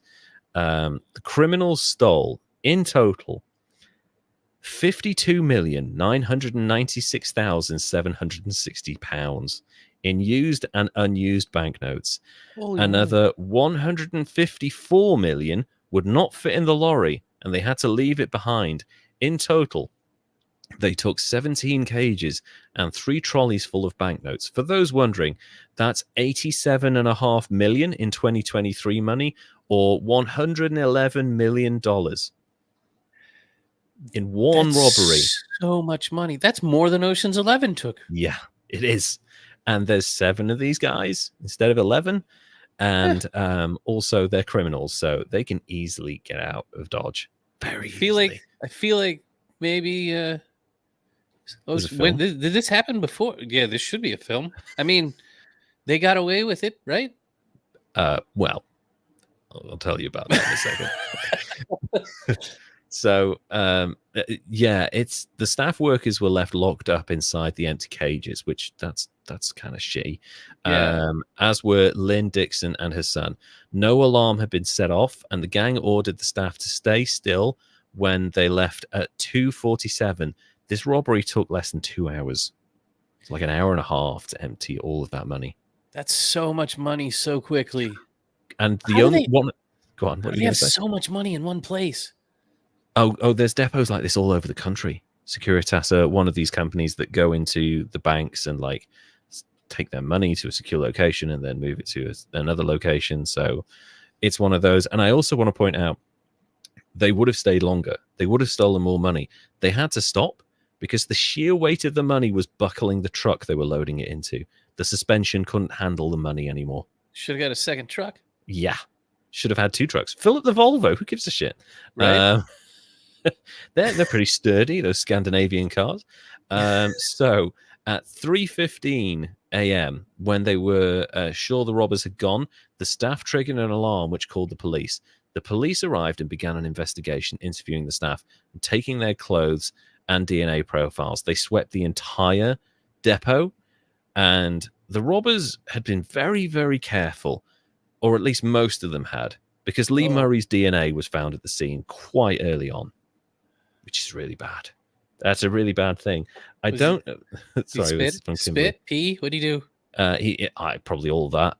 It would be Boy. hilarious if he did. It might have just been something as little as like hair or something. Because they have devices now that can actually sweep the air for skin cells. That's how scary DNA technology is now. I don't know if the house. Yeah, you were just basically staying indoors. If I don't know if I would have been that brave of an employee. I don't think anyone. Just let them do it. Right, it's not worth your life if you're ever in a robbery situation. Just give them what they want and then face the consequences of that later. 4 days after the heist, Murray and Allen, who was also in on it, fled the UK. Sorry, they went on a long holiday. That's better. Sorry, Lee. Didn't mean to cast any aspersions. After visiting Amsterdam, they traveled to Morocco because he has a Moroccan passport. So, smart move. Where they spent money extravagantly on, I love this, houses, not plural, not singular, plural, jewelry and narcotics. That's a fucking party. Back in the UK, police officers raided a unit on the Graves Industrial Estate in Welling on the 2nd of March. They broke open a shipping container, finding an estimated £7 million in cash, which was later announced as £9.65 million. They also found £50,000 in a bin bag elsewhere, just like lying around in a bin bag. You know, darling, can you take the garbage out? Please don't mix it up with the £50,000 we have lying around. But how did it get more? How did the 7 million become 9? Oh, they hadn't fully counted it. So okay. that's what happened. They just like guessed at the early one. I just thought they were full of shit.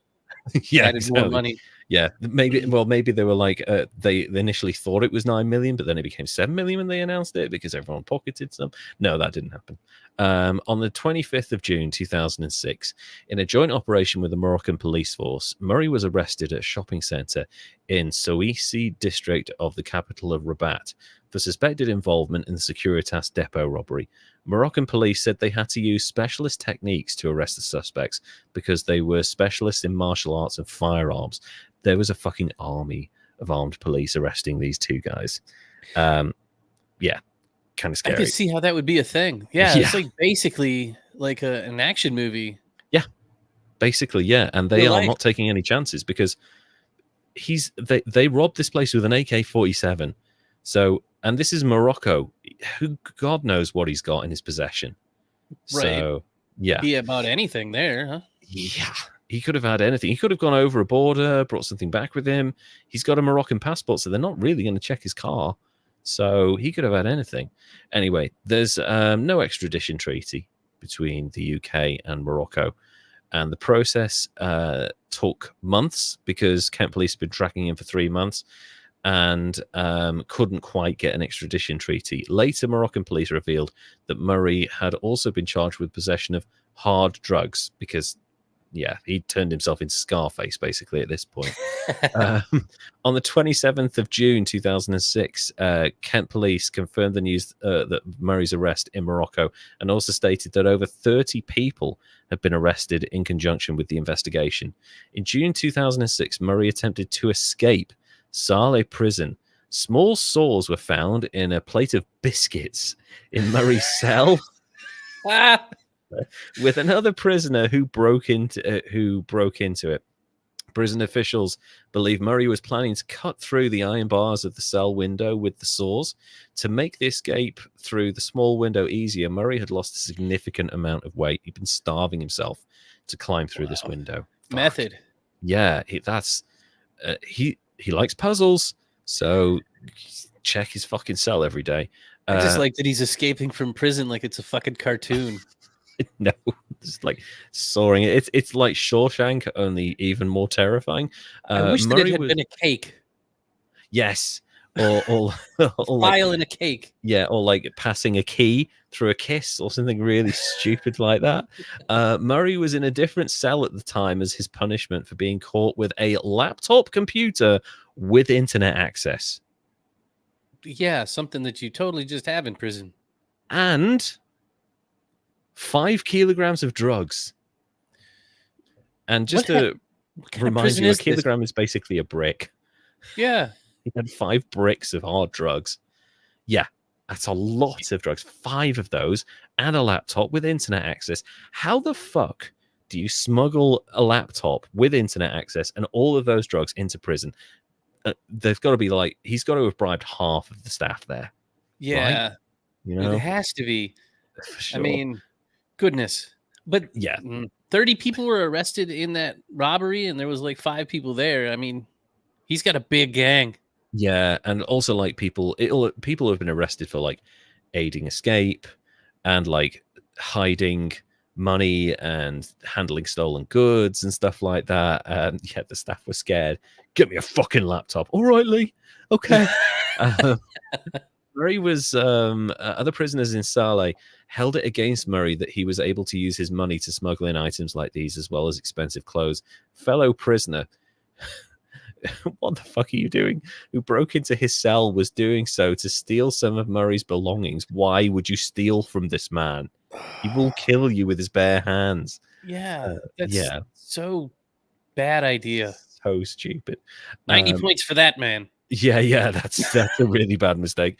Murray was eventually extradited to the UK and was convicted of the £53 million crime in a Moroccan court in June 2010. Kent police said Murray would serve 10 years in Morocco for his involvement. The sentence was then extended to 25 years on the 30th of November 2010. So we're safe for a while yet. Like he's not getting out for another 15 years. Why did it get extended? Because they didn't think it. There's this thing in the UK where you can, I guess it exists in Morocco, where there's a thing called you can appeal against, the victims can appeal against the conviction if they feel it is unduly lenient. And sometimes the head of the whole legal system in the UK will do that. The can't remember the name. Anyway, the chief, I don't know. Anyway, they can appeal it if it's unduly lenient, and sometimes it gets extended and pushed up. And I think that's what's happened here. Okay. Because 10 years for that, it's not a lot of time, really. Yeah, it seems pretty weak for 53 million. Yeah, it's kind of crazy. Largest robbery in UK history, still to this day, even after the Hatton Garden job where people stole a bunch of jewels and shit from a jewelry store in Hatton Gardens. £53 million in an hour and a half. I want to remind you of that. So, yeah, that's Lee Murray. He's currently in a Moroccan prison. I wonder what that's like. Probably not good, but he is half Moroccan. So he's probably okay. I wouldn't imagine he's getting like worse treatment because he's like, partially Moroccan. So people will have a bit of respect for him. So I don't think that he's getting any sort of bad treatment at all. I mean, he's got an internet laptop and 5 bricks of cocaine or whatever. So yeah. So I think he's probably got more by now. Probably got all of the noodles he can probably eat in the entire his world. cell is probably in the warden's office. I imagine, yeah. Probably got a few knocked together, like 3 or 4 cells. Probably got like a studio apartment there. So that's Lee Murray, the scariest MMA fighter of all time, who's currently serving, I guess you would say, half of a life sentence in prison for one of the most dramatic armed robberies in British history, but also an incredibly violent and dangerous man who just didn't care or was not intimidated of anyone. Not even a little. No, not even slightly. So what do you think of that? Gosh. See, I really messed myself up with the New Jack rating being so high.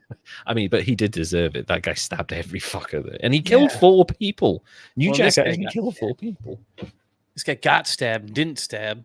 No. He didn't kill anybody, right? Didn't kill anyone that we know of, that has been documented. Lots of violence, but nothing like life-ending violent. I really hate the just punching people at random on the street. I don't know why. Yeah, and that's a really dick move. And also, like, he says he only went after people who deserved it. You literally punched anyone in the face you wanted, but also people who are addicted to crack. Don't beat up addicts. That's like the lowest shit you can do, really, in that situation. So, yeah, he wasn't a nice guy, but as we mentioned earlier, childhood trauma, really horribly abusive father who used to beat him mercilessly until he realized he couldn't, and then he fucking ran for the hills. So yeah.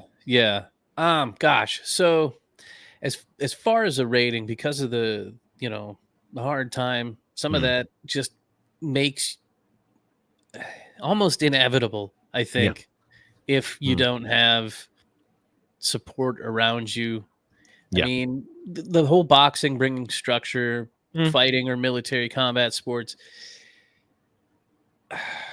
It's still, I think, because he had opportunities, but still just loved the violence so much.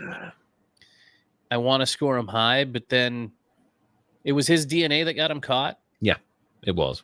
Oh, They were actually, because they were wearing balaclavas, they were wearing, like, they had their wrists taped and stuff, but he still left traces of DNA around. So I don't know, maybe he was walking around fucking barefoot or something. I don't know, but feel like the type of dude he just like snot rocketed or spit probably, or something. Or like sneezed or farted, and like someone will have remembered that, and they'll have been like, he spat right over there. You might want to go and wipe that. So yeah. So I think a 92 is fair.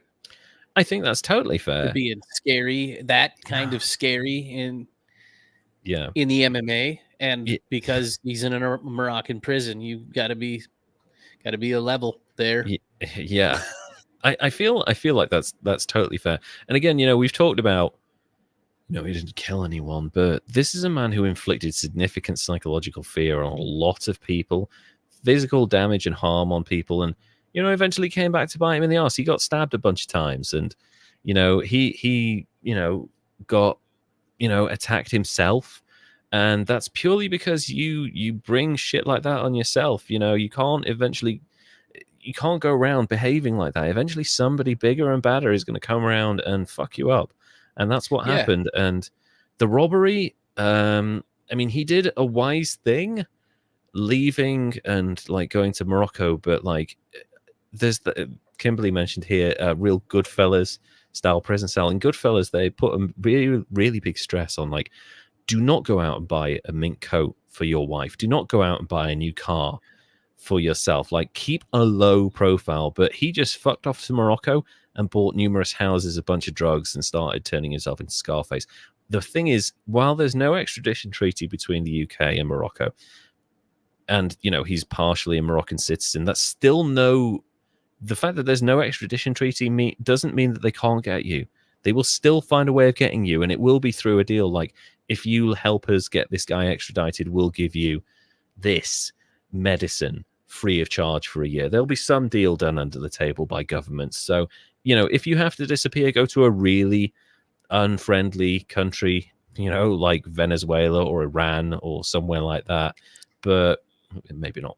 But like, they are going to find you, and the only way to not do that is to basically completely change who you are and live a very low profile life. And he didn't do that. Really quite stupid. Going mad. I think the best way is to just don't steal 53 million pounds. Yeah, try not to get into armed robbery, and especially like kidnapping. I can't believe he only got 10 years. We forgot about that part. Like, he kidnapped 3 people, including a young boy, and like that wasn't part of the sentencing. It was mostly about the money. That's so horrible. Like, that would be so like that I forgot to even include that in it. And so 92 is totally good then. Yeah, 92 is totally fair. Like, this man had a reign of terror that was only really broken up by like a kind of a shortened MMA career, which, it was a bit of an interlude in amongst his criminality, really. And I mean, I don't know Lee Murray. I don't know if he's a really nice guy. Some guys at the boxing gym say he's really lovely, but from the impression you get from all of this stuff is that actually he's not nice. And I hope he learns his lesson and doesn't do this and make a really interesting Netflix film. Netflix, hello. Do you think if he hadn't gotten stabbed, he might have stayed fighting and I think so. Been a criminal? I think so. I definitely think without the stabbing, because he was released by the UFC because he wasn't at that level. He was a tough guy. He was decent at fighting, but he wasn't he got handily beaten by people who weren't even close to Anderson Silva's level. So I think he probably would have done second tier MMA, maybe fought in Japan, maybe he would have been one fighting, stuff like that. Definitely would have done quite well in the UK. He'd have made a good living being, and actually probably better than he would have done in the UFC if he stuck around. But like, he would have made, 50, 60 grand a fight. You fight 4 or 5 times a year.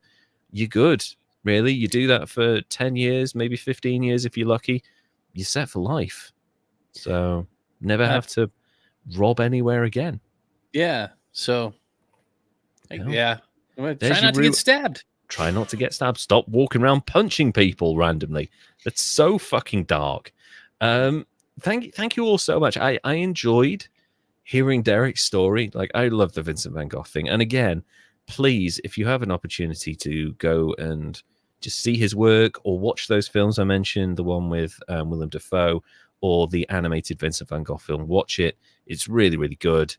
And also, I think the theme of this episode is, we always go back to childhood trauma, but both of these guys had incredibly difficult lives when they were young, and it forced them to go into different ways. Van Gogh caused significant mental illness, but also encouraged this incredible artistic fervor that nobody has ever really had before. His work is so unique. But with Lee Murray, it went the way that it normally does, in that it made someone who experiences intense violence quite a violent and dangerous person. So yeah, the story there is, childhood trauma can be hugely damaging to people. And if you have experienced childhood trauma, or if you know someone that has, get psychological help and counseling, and hopefully you can channel that tragedy and that horror into more positive aspects of your life in the future. For sure. So yeah, for sure. Thank you guys again so much. 75 episodes in. This is the end of season 3. We will be back soon with another episode for season 4. We are going to take a break, but you aren't going to see a break in continuity if you're listening to the podcast, because they will come out, and by the time the first episode of season 4 comes out, we will be back from a nice long Christmas break and New Year's break, and we'll be pumping out the episodes again. So I look forward to doing that. Yeah. I think sometime during the break, even if the continuity, I might be visiting a friend on another podcast. And that's right. Can you tell us a little bit about that? I've been invited to hang out with our friends over at Hightailing Through History. Laurel. Yeah, invited me on there. I think sometime in January. Get to go hang out with them in the smoke circle. Oh yeah, that's going to be so cool. You're going to get so high. But yeah, if you guys get a chance to go over and listen to Hightailing Through History, really, really fun podcast. Quite like, I mean, obviously they talk about intense subjects in the same way we do, but there's an element of lightheartedness and like it's so easy to listen to. So please go and listen to Hightailing Through History. We love Laurel and her sister. They're great. The 2-part history of sex that they did towards the end of their last season was so good. So good. So funny. I loved it. Huge fan of their work, and we really hope they get loads of success as well. And thank you all for supporting us and showing us love as well. And if you would like to show us love in the form of monetary rewards, please go to patreon.com/History's Greatest Idiots, where you will not only get special gifts from us and yearly annual gifts, like Kimberly got a little bit early because because Patreon fucked up her present. But also behind the scenes stuff from our lives. You'll also get behind the scenes access to scripts and things like that, and also exclusive episodes, which will be going up very, very soon. And also, if you'd like to follow us on Instagram, go to @History's Greatest Idiots, on YouTube @History's Greatest Idiots, and on Twitter/X, you can go and find us there, where our show is streamed live every time we do it, @Greatest Idiots. And thank you all so much for 75 amazing episodes. We will be back very soon with some more fantastic idiots in season 4. Derek, would you like to say goodbye? Bye, everybody. And we will see you again very soon. Take care, everyone. Bye now.